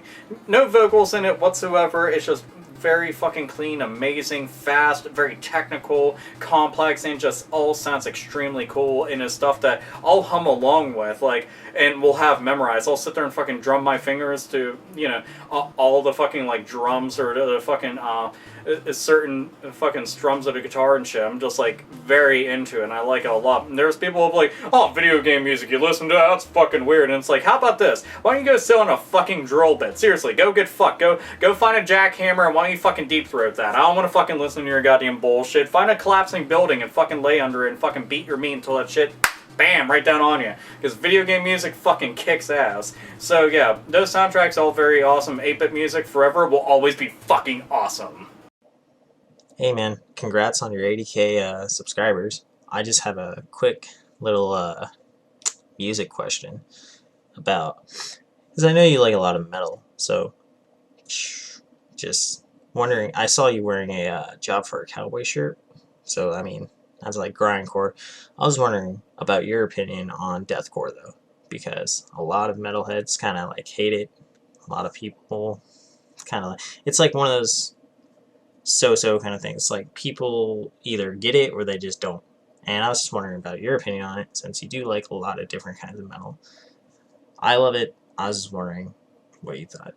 Deathcore. That's something that always comes up in debates because it's one of those subgenres within metal. People are just like, that's pussyfied fucking bullshit, and it can go and lick a goddamn fucking tank covered in fucking mold, and that's like dick and ball mold. That's just like terrible, and fucking got all that other fucking terrible. Then you have people that are like, no, deathcore's a shit. I think you're nothing but a fucking goddamn elitist piece of shit, and you ought to go fuck yourself. You see that over there? That's a fucking car bumper. I dare you. I fucking double dog it, quadruple dog dare you, stuff it up your ass because you fucking like it and you got a loose butthole, so it probably fucking fit and still have room to spare. And then you have a bunch of people like me who are just like, yeah, I just listen to music. Fuck your argument. Yeah, I'm gonna be over there. So, and while I'm saying over there, I'm just having a drink and laughing at a bunch of people fucking having hissy fit. But deathcore, it's not like my favorite genre, but it's not something I'm like, I fucking hate it and stuff like that. I just hate like subgenres of metal because people get like overly complicated about shit. They're like, no, you see, that's actually like post-trance classical, and then like going into all this shit, and it's like, just shut the fuck up, for fuck's sake. But yes, Jaw for a Cowboy, I do like quite a bit. As a matter of fact, I didn't think I'd like them whatsoever until I saw them live, and I'm like, huh. They went on before, like, Cannibal Corpse did. I'm like, that was pretty fucking awesome. Okay. You win for me. Bought a fucking shirt, because I already had a fucking Cannibal Corpse shirt with me, so, and anytime I see a band live, if I'm like, hey, I actually liked you, and you have cool shirt designs, yep, that's how I support the band, besides buying the ticket. I buy some merch. That's how you gotta do it. Support your local metal. That's the best way that you can do it. But, I mean, other ones I like would probably be like, there isn't a whole lot of, like, deathcore bands I seriously give a shit about. A lot of them just like, that was forgettable and sounded fucking lame. But other ones like All Shall Perish has some pretty good tunes, and so does Whitechapel. So I can at least put them on that list. So yeah, and there's probably some other ones I just can't fucking remember off the top of my head, but those two came to mind at the very least. So I do have that. Huzzah! So, yeah, but as for the genre, it's not bad, but I technically always stick with, like, death and thrash, and I dabble quite a bit with, like, black metal and stuff like that. But, yeah, deathcore, it's not bad. I'll put it that way, it's not bad. So my Q&A question is that do you plan on doing any anime reviews? Like, any anime, like, Fairy Tail, you know, shit like that, so really good anime reviews. So do you plan on doing that or not? So I'm not, well actually I don't know if I said that correctly. Yeah, I did say that correctly. So yeah, alright, so I guess this is all I have to say in the video for now. So I guess we're gonna do the little sing-along thing on the end of your channel thing. So 1, 2, 3, 4. Nerds, nerdettes, and gamers, game the fuck on! I like the fact that you had metal playing throughout the entire fucking thing. Like, I thought that was pretty cool. I was just like, this is pretty fucking awesome. That made me pretty damn happy. But also, and I mean, you said a really, like, a whole lot of really fucking nice shit. I mean, like, goddamn, man, thank you. That was really fucking kind of you, and really fucking just awesome. Like, the fact that you even fucking expressed half that shit to me. So thank you a whole fucking bunch. That's, you know, sometimes it's like, I'm at a loss for words, which is a rarity. But let's see.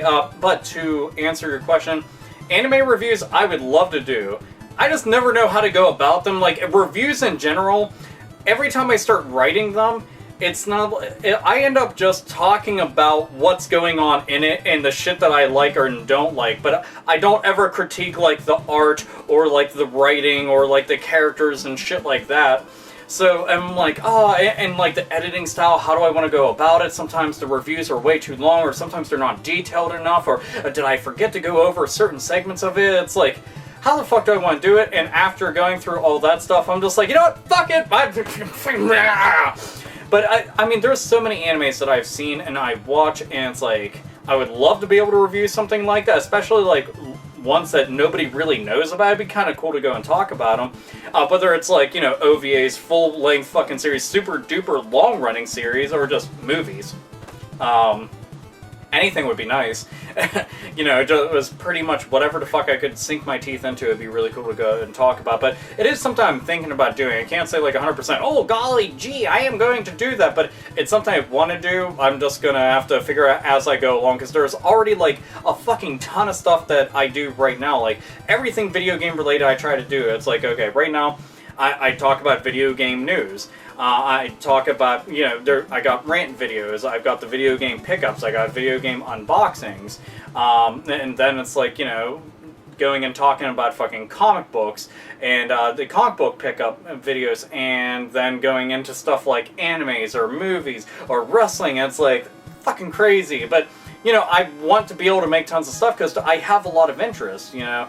But anime, it'd be so fucking cool to be able to go and like, I made the top 5 anime video, like that one, and I loved that video a whole bunch because I got to talk a whole shit ton about anime. And now there's been so many that I've seen since I've made that video. But my top 5 is still essentially pretty much exactly the same. You know, I still love Cowboy Bebop a whole bunch, I still love Trigun a whole bunch, I still love fucking Outlaw Star a whole bunch, and Dragon Ball Z and shit like that, but, and Hellsing, but those are like all amazing fucking animes to me, and have like influenced the reason why I like anime so much. You know, and again, I would like to, it's just not exactly sure how to go about it. I've also thought about reviewing manga. As a matter of fact, I moved the entire section of manga. I used to have it up where I keep the camera at right now, and I keep pointing like at the camera, and it's like, what the fuck is he talking about? But normally it was behind there, but I've moved it down there. I'm rearranging this entire room, so it's pretty fucking crazy. But now I have everything in like super nice order, and it's it looks very cool. But yeah, I thought about reviewing that kind of stuff, which I had also mentioned whenever I was talking about the Q&A. But yeah, it's something I want to do. You know, I'll figure out as time progresses, I guess. It'd be cool to get some of that stuff out there. But yeah, expect it, don't expect it, I don't know. I'll definitely announce it whenever I'm going to do it. So yeah, you at least have that. So again, thanks for fucking making that video, man. It was very, very awesome. Well, look who we have here. We have AlphaOmegaSin! Yeah! Yeah, but seriously, dude, congratulations on the 80,000.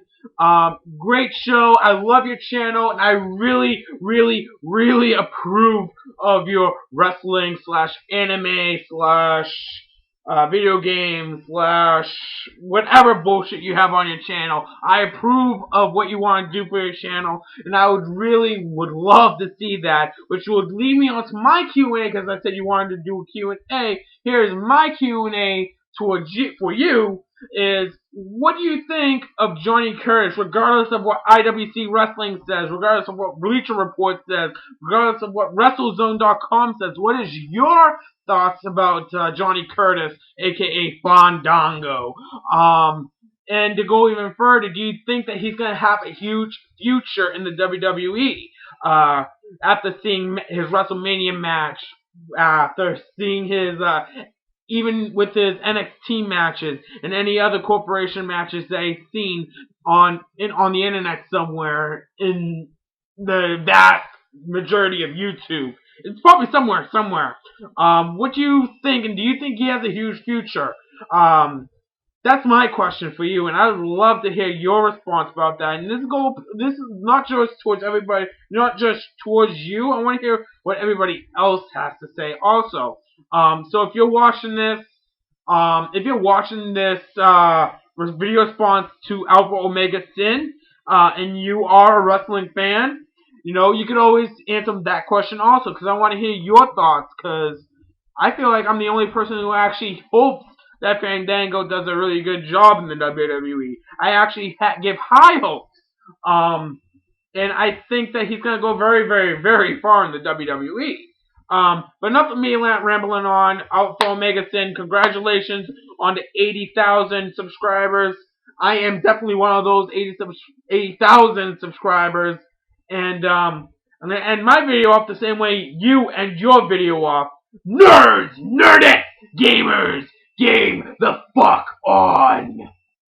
Ah, I like that. We got a little metal vocal going on, so I guess I can return the favor. Thank you very much for, you know, making the Q&A video and stuff and asking a question. Now, so Mr. Curtis, also known as Fandango.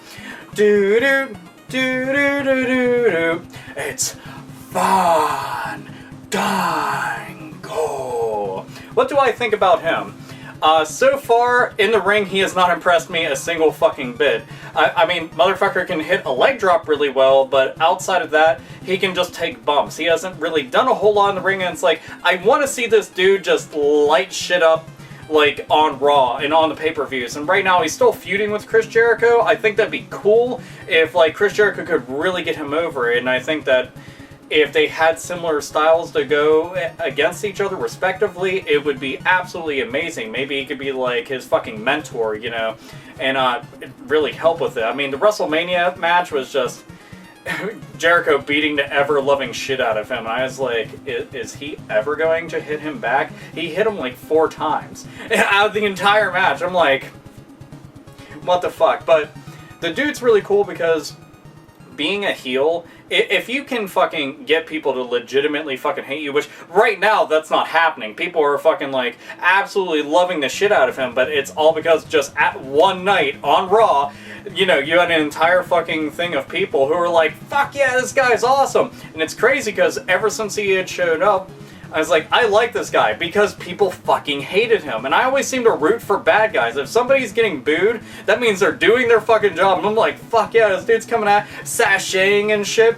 And you know, he's like, he's got the fucking feminine wiles about him, and he's fucking just not giving a shit. And he's just like, fuck everybody, I'm better than all of you. And I'm like, this dude's fucking cool. Then doesn't give a damn, and always has a fucking hot chick on the arm. And it's just like, Fandango.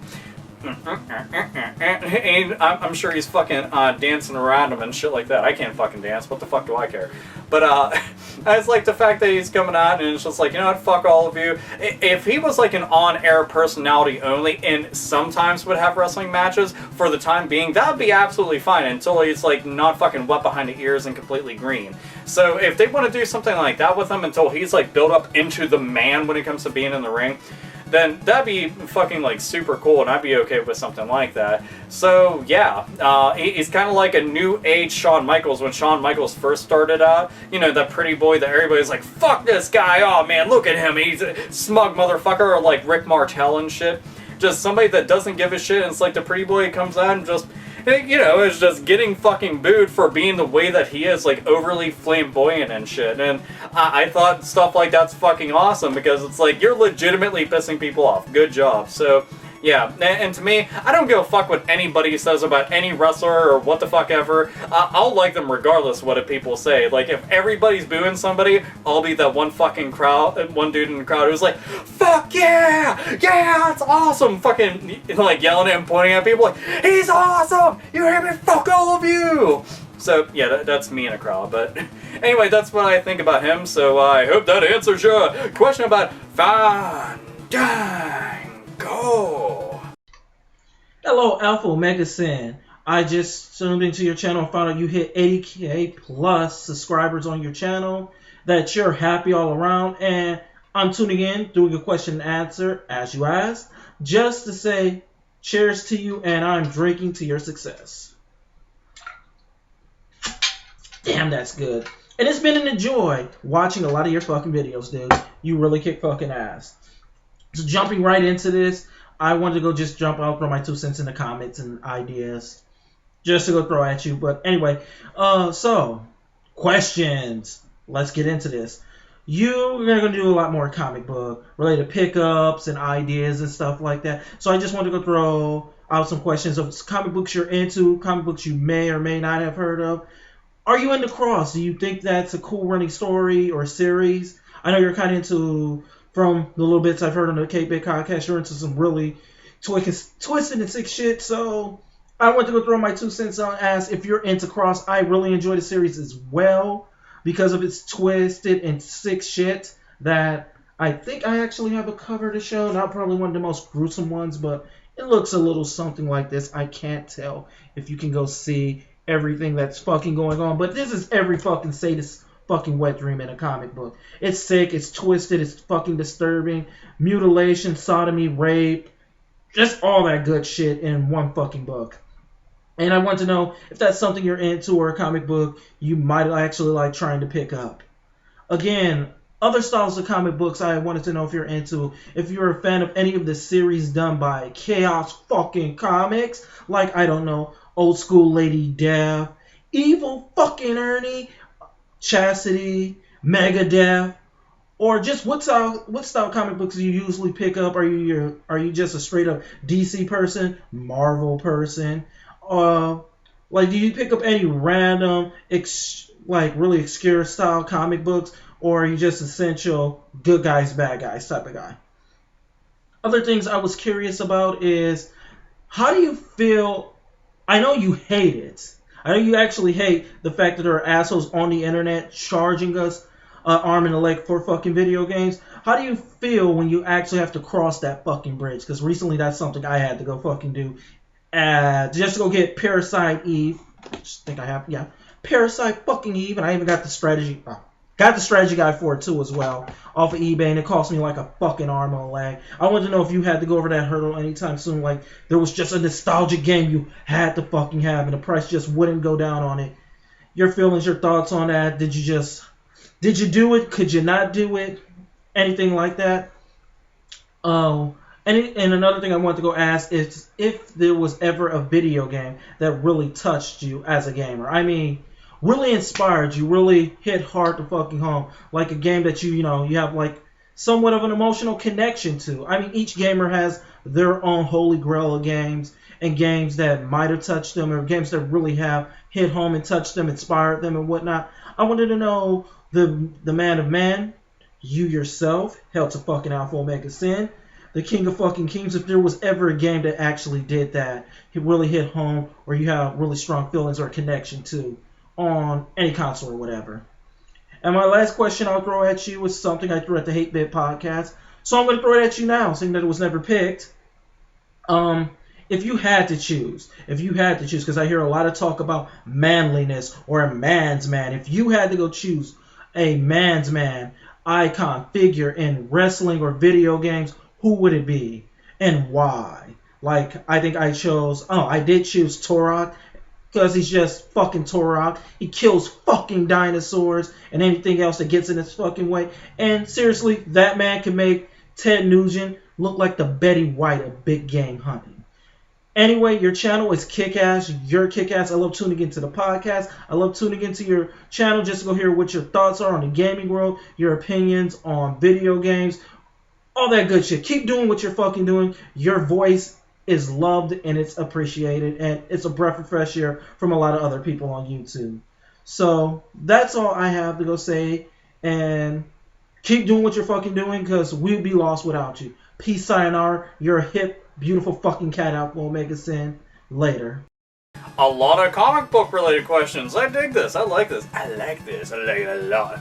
Alright, Cross. Yes, I have heard of Cross. I've seen it tons of times. I've actually picked up the individual comics a couple times and thumbed through them, but I didn't really start looking at them until my girlfriend was the one who ended up getting the graphic novels, and she's got volume 1 and 2.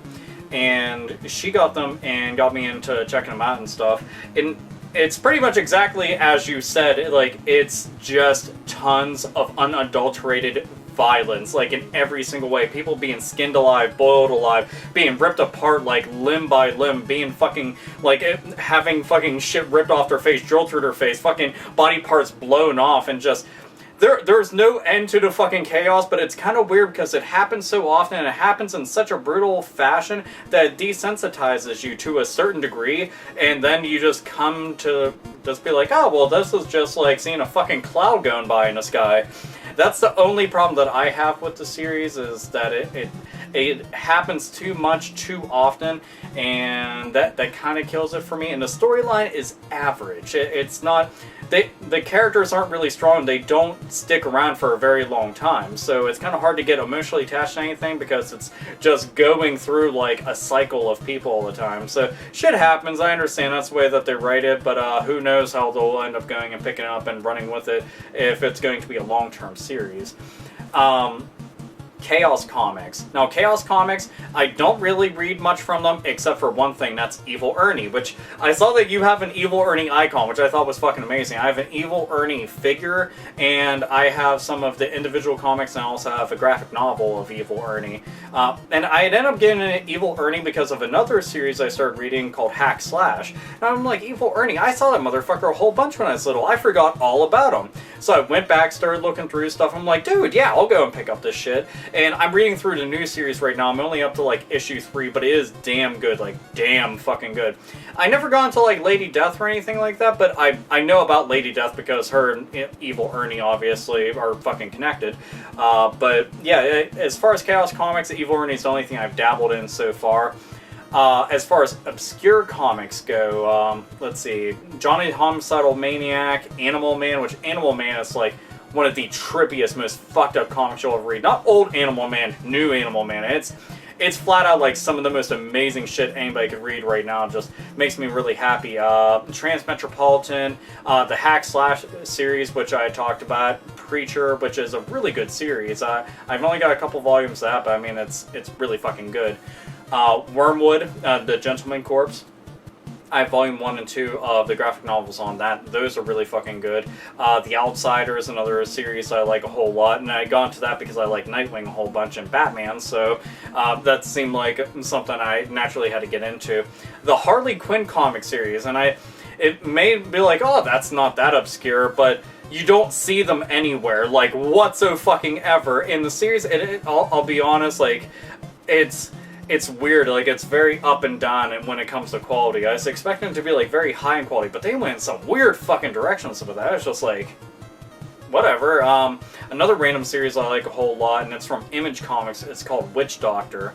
And I got into it just from seeing this, it was like a big advertisement poster for it. And I looked at it, and it kind of reminded me of the movie Reanimator, and I'm like, interesting, okay. I went and I found like a little graphic novel of it and picked it up and started thumbing through. I'm like, this is really good. Bought it, and I absolutely fucking adore it now. And now I'm looking forward to getting future installments of it. It's fucking awesome and very, very cleverly written. I like a whole lot. So yeah, that'd be like for the what all obscure things do you like a whole bunch. Well, that's pretty much that. But let's see, what was the other? As far as like games being like overpriced and stuff, like what did I pay a whole lot for, because I was just like, I have to have this. Two things come to mind, and that's because there's no way in hell I was getting them cheap, and I was willing to fucking forego the cash because they were the best of the best for the systems that they are on, in my opinion. And that's Panzer Dragoon Saga for Sega Saturn. I got that shit new, like fucking new, for $150, and you know, somebody might be like, that's crazy. Did not give a fuck, because it's something I really wanted. I saved up and I got the fucking game, and playing it, worth every fucking penny. It is amazing. And the other game, which I'd beaten on emulator with fucking ROM and stuff like a couple times, like it wasn't a big deal to me. I was just like, you know, what the fuck ever, I'll just go download it because it costs too goddamn much.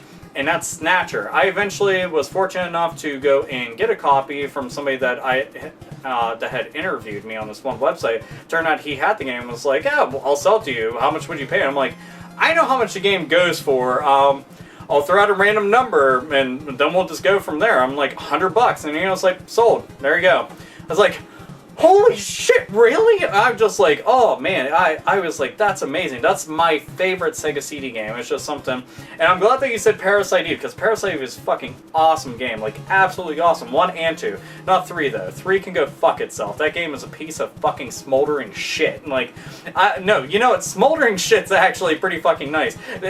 Parasite Eve, the third birthday, is a fucking travesty to the name Parasite Eve. That shit just... fuck all that. Let's see, what else? Oh, what games have touched me emotionally on, like some kind of level? It's like, you know, I would have to say, out of anything, I would have to honestly say Crisis Core, Final Fantasy VII, out of anything. That one touched me emotionally. Considering that Final Fantasy VII is like one of those fucking games that I had played the living shit out of. It also helped me like really, really get invested into RPGs. I played them and liked them before that, but Final Fantasy VII was that one that like really fucking drove it home for me and was just fucking awesome. And I got attached to the entire game, you know, it's a big part of my childhood. Well, Crisis Core Final Fantasy VII being a predecessor to the game, a prequel and whatnot, you got to play as Zack, who obviously was dead in Final Fantasy VII. This, you got to play as him and see his character. And they made him into like one of the best characters that the Final Fantasy series ever had. He is such a likable character. Like, he's a really great hero. You liked being this character. It's like, he's fucking awesome. And you knew what his fate was going to be, and the fact that you played it out the entire time, and I didn't want to just like let it go and then that's it and watch the cutscenes. No, I fucking fought the entire time. I wanted to. That's like, it was weird because mentally I'm thinking like, oh, I could just skip this, and I was like, no, fuck this, I'm fighting, and that's exactly what he was doing. He was fucking fighting to stay alive. It was just, holy fuck, man. It's just, it was such an amazing conclusion, even though you know what's going to happen. If you played Final Fantasy VII or even heard about it, you know what's going to happen. And the way that they played everything out was just, it tugged on heartstrings. So like, lots of people I know were like, I cried. I got to that point of wanting to, not manly enough to say I didn't actually, but it made me want to, man. It was just, holy fuck, it was, they did a bang up job with that. I wish they re-released that, because more people should enjoy that game. It's just amazing. Let's see, last question was, what was the like manliest character in like wrestling and video games and stuff? And I'm gonna have to say it's a toss-up, and both of them are gonna be video game characters. Barry Burton from Resident Evil and Duke Nukem. I don't know who the fuck I could say is manlier, but there should be like a manly man death battle of some sort. Like, who's manlier? Like, I'm sure that if either of them went up to a fucking cow and punched it in the face, it would turn into fucking ribeye steak. Immediately. And if they're like, yep, we're lumberjacks on the fucking side, and it's like, well, how do you chop down trees? So like, chop them down. We pull out our dicks and swing. Swing for the fucking fences, and when they do, that shit turns into log cabins and fucking toothpicks and pencils and shit. They don't fuck around. As a matter of fact, when they get really fucking fancy, they go swing their fucking shit around, all of a sudden it turns into like really eccentric looking, like, I don't know, furniture and shit. Like an I don't know. It turns into a bunch of shit like a fucking bedroom set. I don't fucking know. But they're like the manliest fucking characters I can think of. I mean, one has like a bitchin' fucking beard that I'm pretty sure he holds his gun inside of. He's like, gun holster, I don't know what the fuck you're talking about. And he reaches inside his beard and it's like, that was fucking amazing. And Duke Nukem, he repopulated the planet single-handedly after saving the world. There you go. That's pretty fucking awesome right there. Barry Bird makes all of his own weapons and shoots a living shit of undead and fucking biological weapons that are fucking terrorizing the shit out of Raccoon City. Awesome! So yeah, that's both of the characters I would say are like the manliest of manly. Just, yeah, fucking awesome right there. And thank you for like checking out the 8-Bit podcast, by the way, and like my channel and stuff like that. It was really cool of you to ask all the fucking questions that you did, and they were like really fucking neat questions too, like real random ones. I'm like, I like random. Random always makes me happy because it's like, oh, it caught me off guard. Now I have to go and fucking use my head meat and start thinking. So yeah, thanks a whole bunch, man.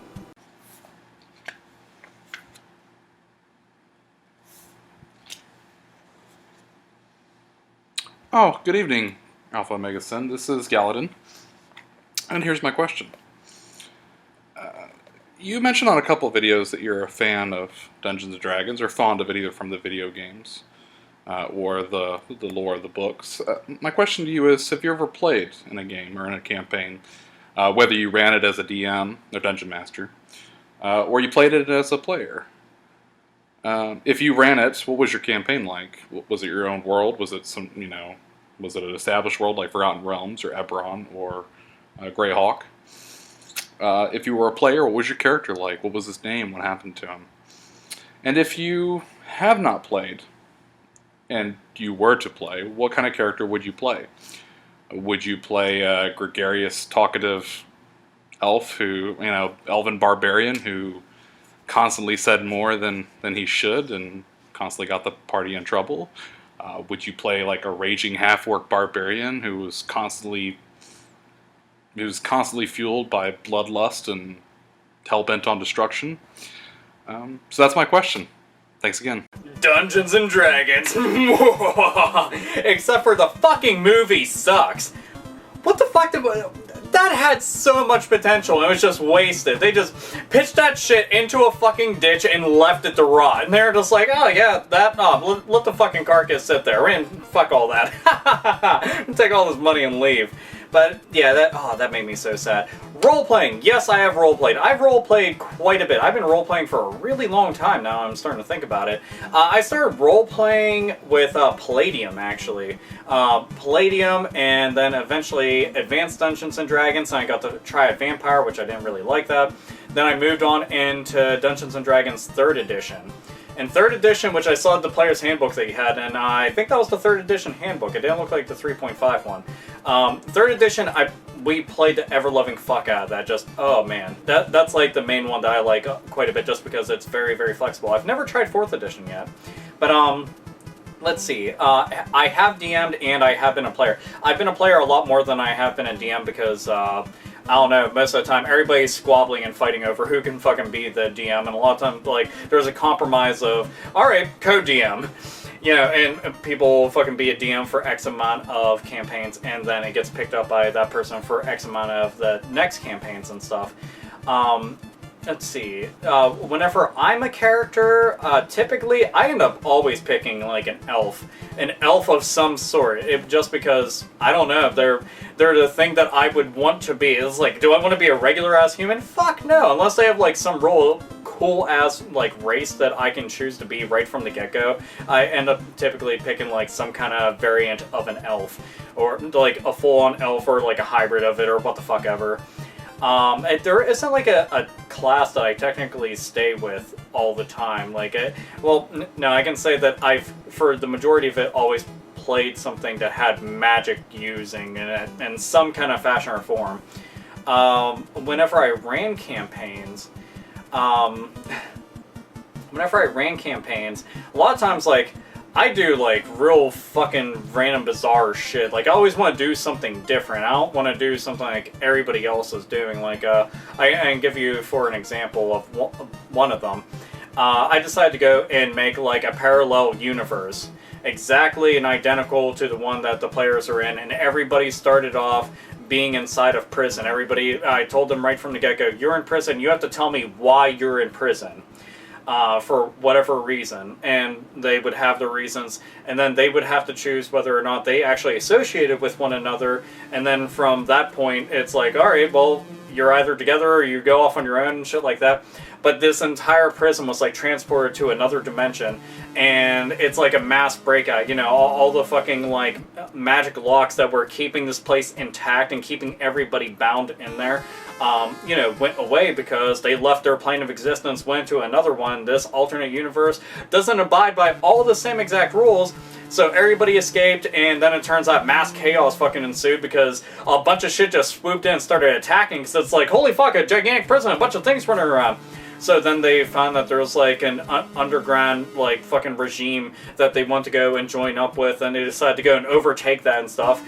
And it was very fucking crazy. And then they found out that that regime was actually trying to go and break into like all this other shit and fight against like all the bad people there, and the bad people turn out to be like their parallel selves that are trying to break into their universe. And I got this idea from reading comic books and stuff, and thought it'd be cool to go and adapt it to a fantasy setting, just with my own twist, obviously. But I thought that was kind of cool. And I'd say that one of my most memorable characters was actually an elf bard, and it's kind of funny they could mention that. And I don't even like bards. I never want to fucking play one until I had this idea.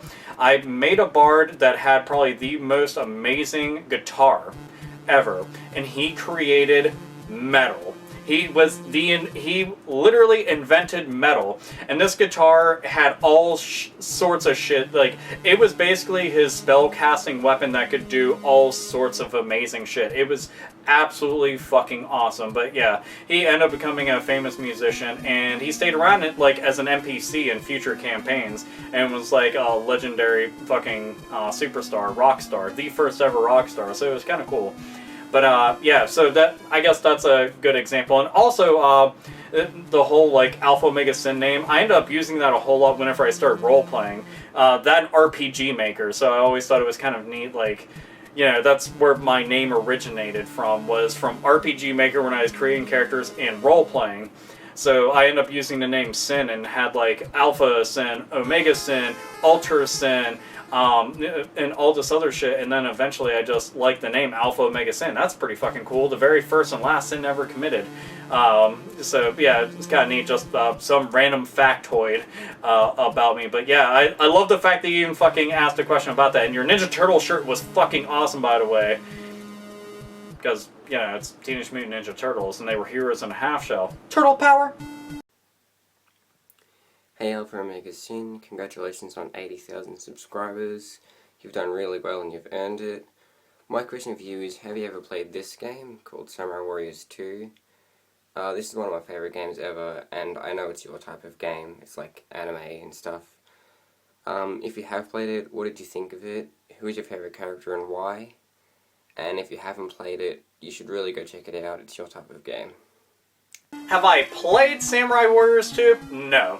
I've played Samurai Warriors 1 and a bunch of the Dynasty Warriors game and Dynasty Gundam and shit like that, and even Mystic Heroes, but I never played Samurai Warriors 2, so unfortunately I don't really have an opinion about that because I don't know much of shit about it.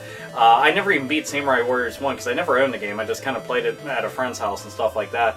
But I love the Dynasty Warrior style games, despite the fact that it's like mindless hack and slash and stuff. It's an addictive type of game. You're just sitting there mindlessly fucking slashing away at people, but it's fun. I can't really explain it. But within Samurai Warriors, I do remember two characters I liked in that a whole bunch, and that was Hanzo and Nobunaga. I think I'm saying his name right, but both of them were just like real fucking badass to me. I always liked them, mainly because of the way that they look, but yeah, I remember those two characters. They stood out to me. I always like characters that just look really fucking badass, but yeah, overall, I like Dynasty Warriors a lot more than I like Samurai Warriors. Maybe it's because of the whole Three Kingdoms thing, what the fuck ever, I have no fucking clue, but yeah, eventually I'll try out Samurai Warriors too, whenever I get the extra time, because holy fuck, got a lot of bullshit to play. But yeah, it's definitely on a to-do list. Like I said, I mean, why do you make videos? Are you doing it because you want to, or because you get told to, or just because you like doing it? Whatever. And you should check out the manga, anime, or the comic books of the Geiger, the Bio Booster Armor, or Bio Boosted Armor, as it's otherwise known as. Also, what is your opinion on gay men? And if you was gay, would you take it, or would you give it? I can't think of anything else to say. I don't want to go on and on and on because I don't want to bore anyone. But instead of saying goodbye, I thought I would take what you say, steal it, and make it my own. It's not that I'm skanking you. If anything, it's more of a tribute. So, here's my little version. Winners, losers, and sinners, jerk the fuck off. Unless you're a woman, then you know what a shove it.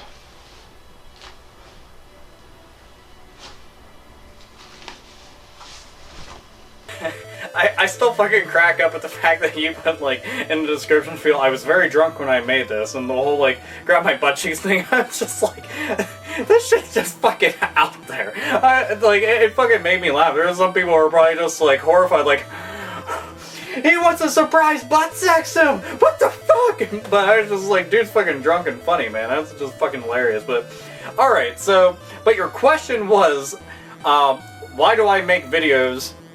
Well, there's a lot of reasons why I make videos, to be honest. I mean, originally it started off because it's like, one, I love gaming. I love all things video game related, so naturally it's like, big fucking thing that I'm into, like, very genuinely invested into, like, and have been since I was a little kid, and even as a full-grown man, am still, like, just as passionate about the gaming industry. Not just about video games or the developers or the publishers or the franchises, about everything as a whole. I love, like, the entire gaming industry. I love comic books and anime and fucking metal a whole bunch, but I'd say gaming is, like, my #1 love. So it's something like I can really get into, and I always have a lot of opinions about shit, so it's like I always want to say something. And you know, for years just growing up, it's like I always read video game magazines, and always read what journalists had to say, and always read their opinions on stuff, and then eventually the advent of the internet happened. Then I got to read about what they were saying online all the time whenever I go online to like various websites and stuff to go and check up on shit. And eventually I was like, you know what? Some of the stuff that they say just fucking outright sucks. Like, that's not what people really fucking think. Fuck that shit. You know, I want to fucking give my 2 cents, and you know, even if I'm fucking alone on my opinion, I'm going to fucking state it without any goddamn fucking questions, without any kind of fucking compromise. Fuck that shit. I'm gonna say what the fuck I need to say, when the fuck I want to say, and somebody's like, you said fuck way too many times, then fuck off if you don't like it. But you know, it's something, I genuinely just give a shit about the industry and really like being able to fucking talk about it. I love being able to mention things that people might not know about it, and then a bunch of people hear about it, and then they tell a whole bunch of other people. And I like the fact that people can relate to the stuff that I'm talking about, because a lot of times whenever you're really invested into something, and, you know, you have a big passion for it, and you love it a whole bunch, but you don't know anybody else who's as ambitious about it as you, it's kind of like, man, this fucking sucks. I wish there was one goddamn fucking person, one motherfucker that would be into it as much as me. And it's kind of cool with the internet, because it's like, you're open up to the entire world. Whether people are going to love you or hate you, irrelevant. It's a fact that everybody is fucking talking about that one thing, and being gaming. You know, it's just a bunch of fucking nerds getting together and talking about shit, and it's just really fucking cool, you know, and again, I've been doing this shit for like 4 years, and I love it. I give a shit about my channel. I give a shit about the people that watch my videos. I give a shit about the content of what I'm talking about, you know, and it might just be a vlog, and, you know, it might not be a big deal to a lot of people, but it is to me, you know, and it's just something I really like to do, and I'm going to continue to do it until... even if the game industry fucking crashed completely and nothing was made, I keep fucking talking about it, because I'd go dig into the past and go bring it up to everybody else and be like, this is stuff that you ought to fucking go and check out. So long as I have a fucking steady heartbeat, and even then I can fucking be like, Phoenix down, now I'm a fucking zombie, and a stable internet connection, and even if I don't have that, I'll pilfer somebody else's fucking Wi-Fi, or I'll go down to the goddamn fucking library. I don't give a fuck. I'll still be able to do it, so yeah. And despite the fact that your video was fucking weird and creepy and shit, I thought it was fucking funny, and I'm glad that you fucking made it, so thanks a whole bunch for making the video, man. It was pretty goddamn awesome, and gave me a good chuckle. Hey AlphaOmegaSin, this is Jordan Means, aka The Get Even, subscribed onto your YouTube channel. Congratulations on your 80K subscribers. That's something that people usually don't have on YouTube, but you earned it because of your videos and what you have to talk about. So congratulations. I really love your videos. I don't want to waste a lot of your time when it comes to the video response you're going to have to this video you just uploaded, but I have 3 questions, and you can answer them as well as you like. You don't even have to answer all of them, but I thought I could ask these out to you. 1, do you have interest in any other music than heavy metal? Because I see you're a very fond heavy metal fan, and I see people like Clayton from Cell Dweller and BT and Linkin Park, and I figured you had interest in people like them. 2, do you have interest in voice acting? Because you're very fond of video games and anime and whatnot, and I figured you could be, you know, going through your own showbiz as a voice actor just to get more involved in the community. And 3, what is your perspective on the world in general? Because I see in a lot of your videos you have a lot of pessimism, and that's fine and good. That's actually really good. And so I have those same things too. I have a lot of pessimistic views, so I figured you could respond to that. If you don't want to, that's fine. Again, you don't have to answer all these questions if you don't want, and I'm not telling you to be detailed, but I just thought I could ask those questions just to see what you had to say about it. Again, Congratulations on all of your subscribers, and I hope you continue your success in the future on YouTube and in life.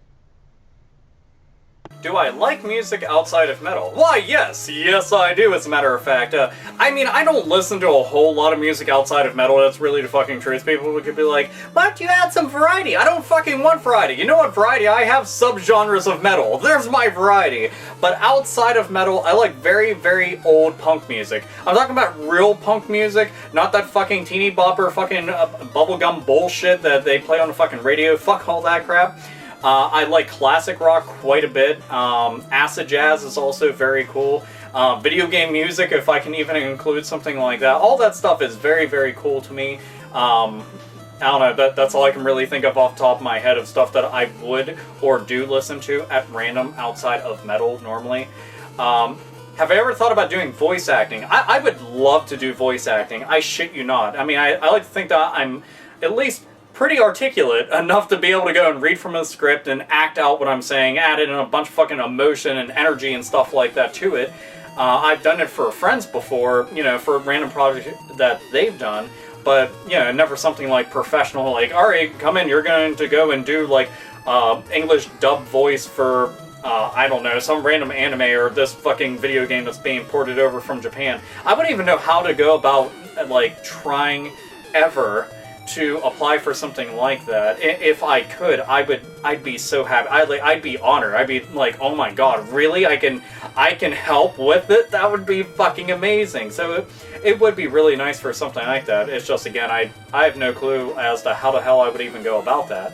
Now, the question that you asked, I thought that was interesting, is what is my view on the world? And I was like, holy shit, that's one of those real deep questions. I don't even know where I'd begin to answer that, because that's one of those things, like, that could go off and branch into so many various categories and so many various directions. It's like, that's...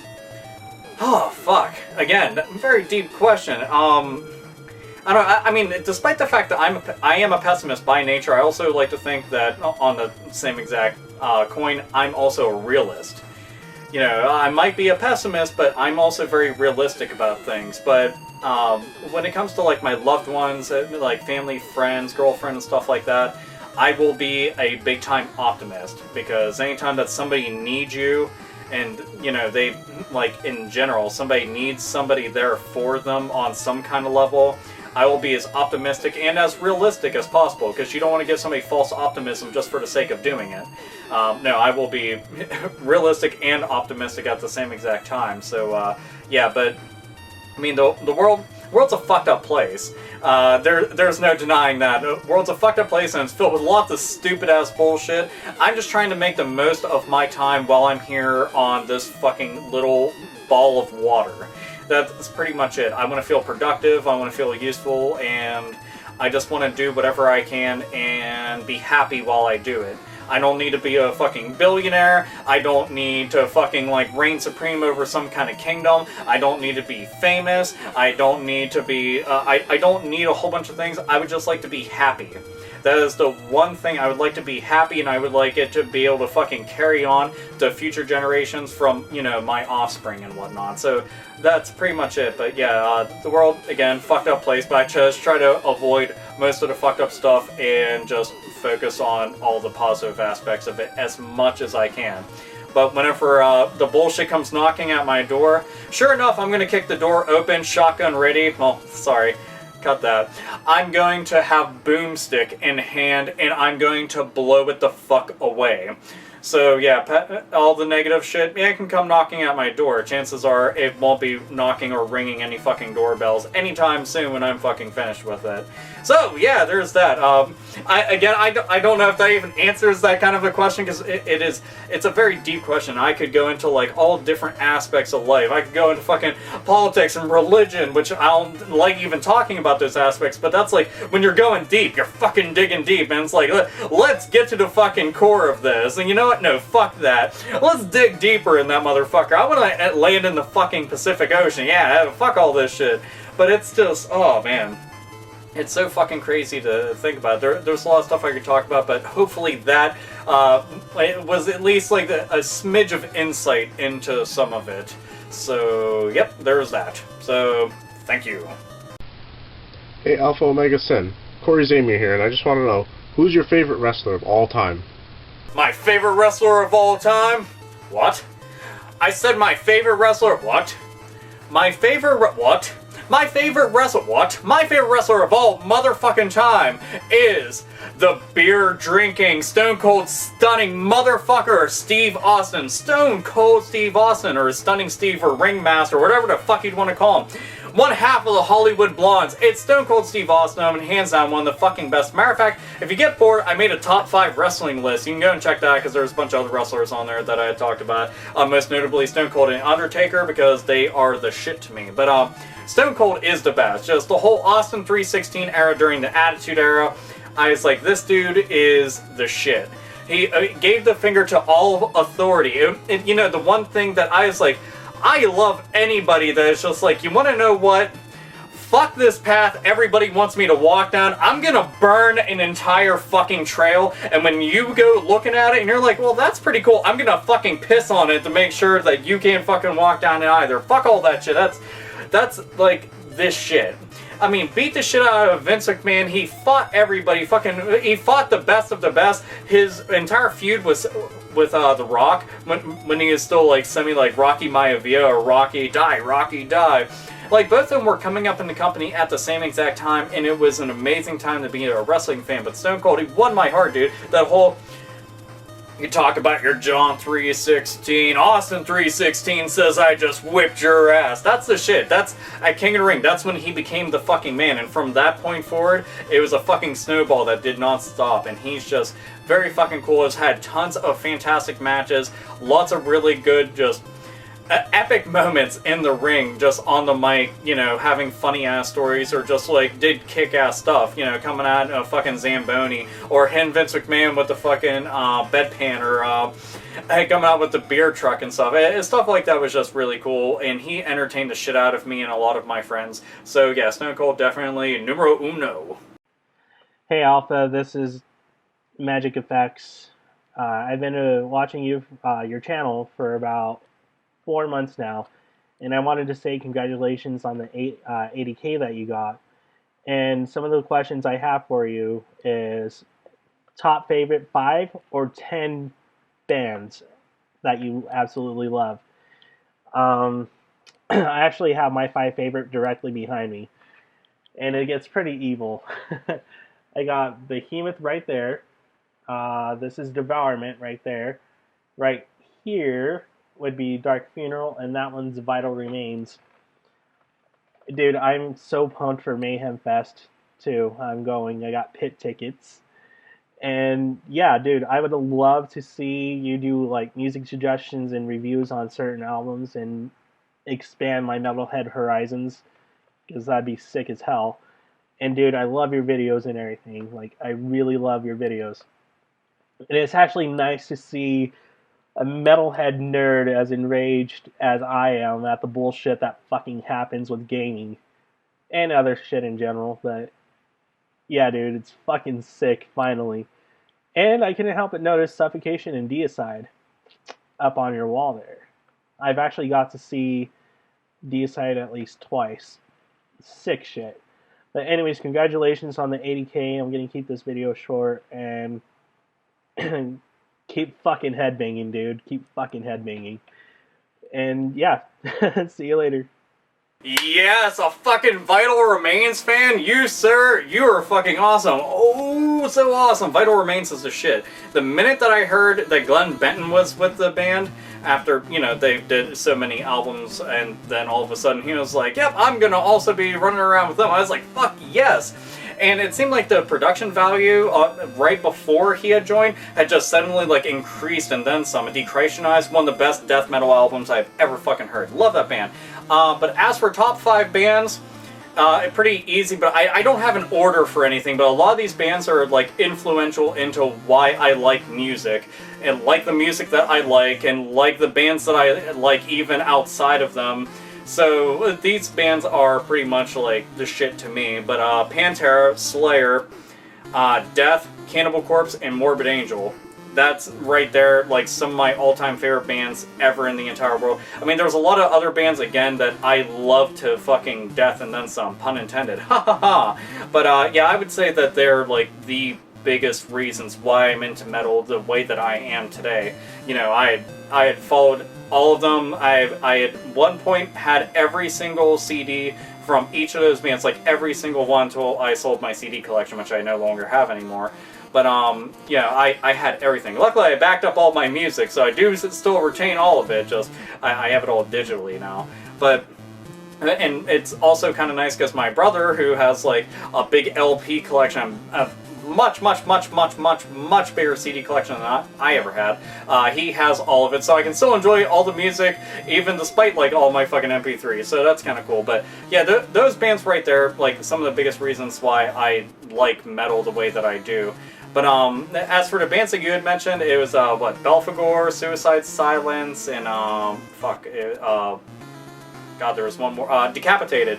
I like Decapitated, and I like Belphegor. I don't like Suicide Silence. Like, I just don't like them. They didn't really do anything for me. But the other two, yes, very fucking cool. Unfortunately, I have not gone to see either of them. It's just, why the fuck can't I ever get good shows here? It's just like, you motherfuckers are always like somewhere outside of Pittsburgh. Just fucking come here.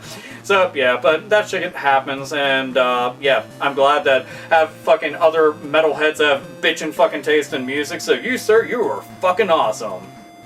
Is there any power metal bands that you really like, and also, like, ones that are, like, really underrated that you think that should be more recognized?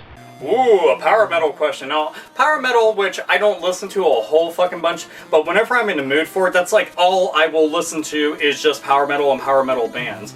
I mean, there's a lot of really random ass bands I do like from the genre in general, but I mean, like, some of the fucking tops of it, Symphony X, Blind Guardian, Manowar, those bands I would put, like, real fucking high up on the list. But obscure ones, I thought that was kind of interesting, because I was like, damn, obscure ones, like, who the fuck would I list off that?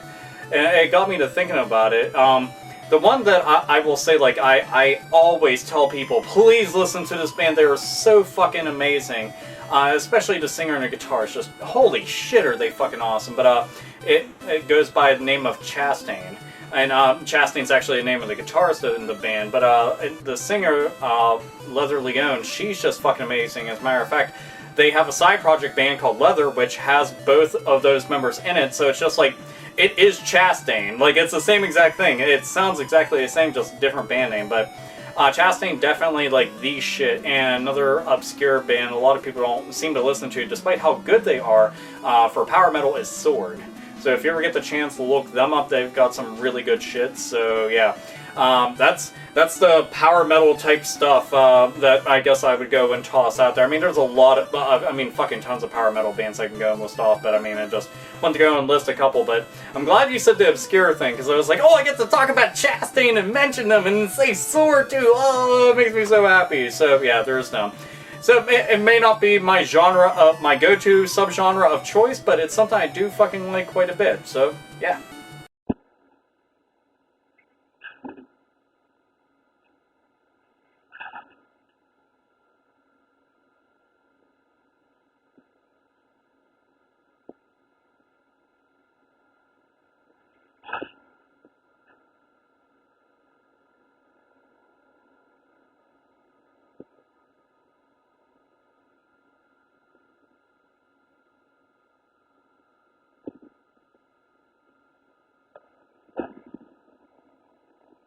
Magical Star Sign on the DS, I do know of that game, and as a matter of fact, I have that game. I got it as, like, a super duper belated Christmas gift. Like, fucking Xmas comes and goes, then all of a sudden my friend's like, hey, I got you a gift, and he just, like, busts out fucking Magical Star Sign. I'm like, I did not expect this. Fuck, I didn't know we were exchanging gifts, so then naturally I had to go and get him something. But I got it, and I started playing it, like, over the course of that weekend, and I never ended up beating the game, which it fucking pisses me off now I'm thinking about it whenever you brought it up. I'm like, son of a bitch. Luckily my save file is still on there, so I have that to look forward to. But, you know, it was, he knows stuff that I like. It's like turn-based RPGs, fuck yeah. A handheld, okay. And I remember, like, seeing it a couple times, I'm like, that's kind of cool. It's being published by Nintendo and shit, and I'm like, alright, and the artwork for it kind of reminded me of Legend of Mana on PS1. I'm like, huh, interesting. I went and checked it out, and I mean, it's not bad. Like, I haven't played it in a really long time, but I remember, like, the characters were, like, happy-go-lucky. It was, like, an upbeat story and stuff like that, and each character had, like, their own elemental properties to them for, like, their attacks and magic spells and skills and shit like that. So, you know, and you'd use them within battle and stuff. But, yeah, I haven't played in a really fucking long time, and I'm, like, racking my brain right now trying to remember shit. I'm like, fuck, I can only remember so much from it because it's, like, when I played it was when it came out, and that was quite a while ago. But, yeah, I do know about it. It is a really good game. Hopefully they end up doing something more with it, because I remember liking it. Just, yeah, I don't know if anybody else ever got to play it, you can, you also ought to comment down below. So, yeah, there's that. I have it, I liked it, I just need to finally beat it. Yeah, that sounded really, really dirty now I said that out loud.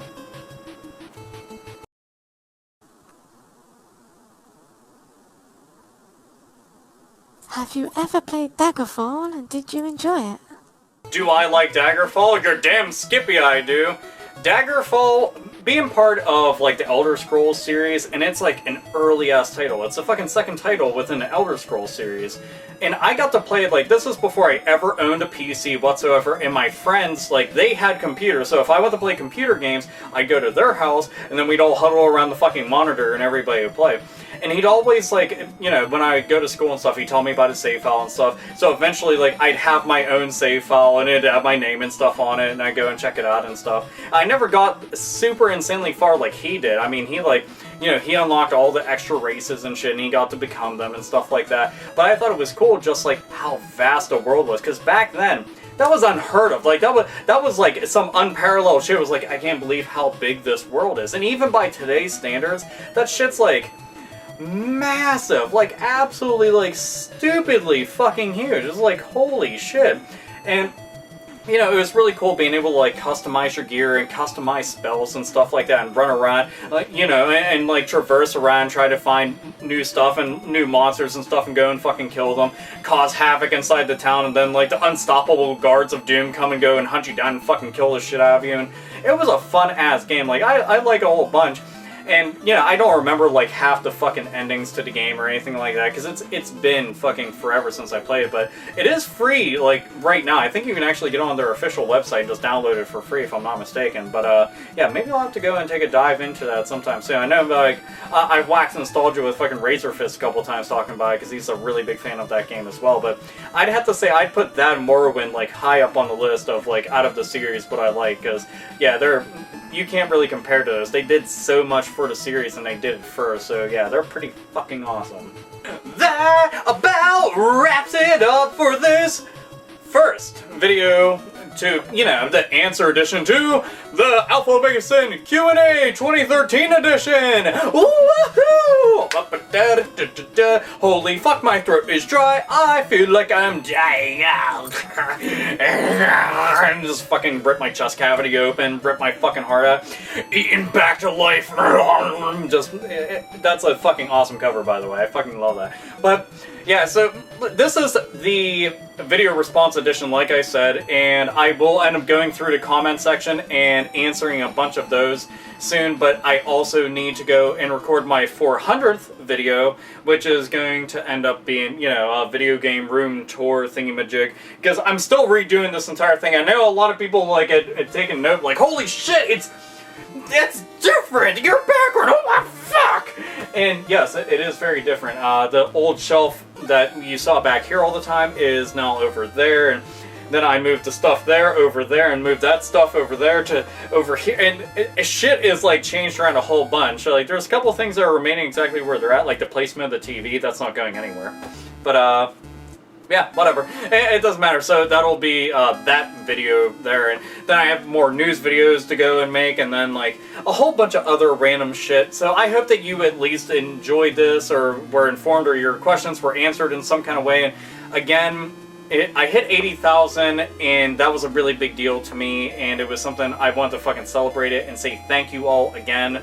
You know, I had said thank you in the initial video, but it's, you know, it's something that I would like to convey once again. If I have to say it 1,000 times, I will, but I don't want to sound too repetitive with it because I don't want to go and lose its meaning, but it does. It means a lot to me that you motherfuckers even tune in. That you fucking watch the videos, that you tell your friends, that you fucking share them, that you like them and favorite them and comment and just anything. The fact that you're interested in listening to this motherfucker talk, whether you agree with what I'm saying, whether you disagree, whether you love me or you hate me, whatever, just thank you a whole fucking bunch, sincerely, from one crazy motherfucker to a bunch of crazy ass nerds out there. Thank you a whole bunch, because my channel is jack shit without people watching. It's just one dude yelling and fucking smiling, giggling, and acting goofy at a camera and shit. And it's just like, well, hey there, everybody.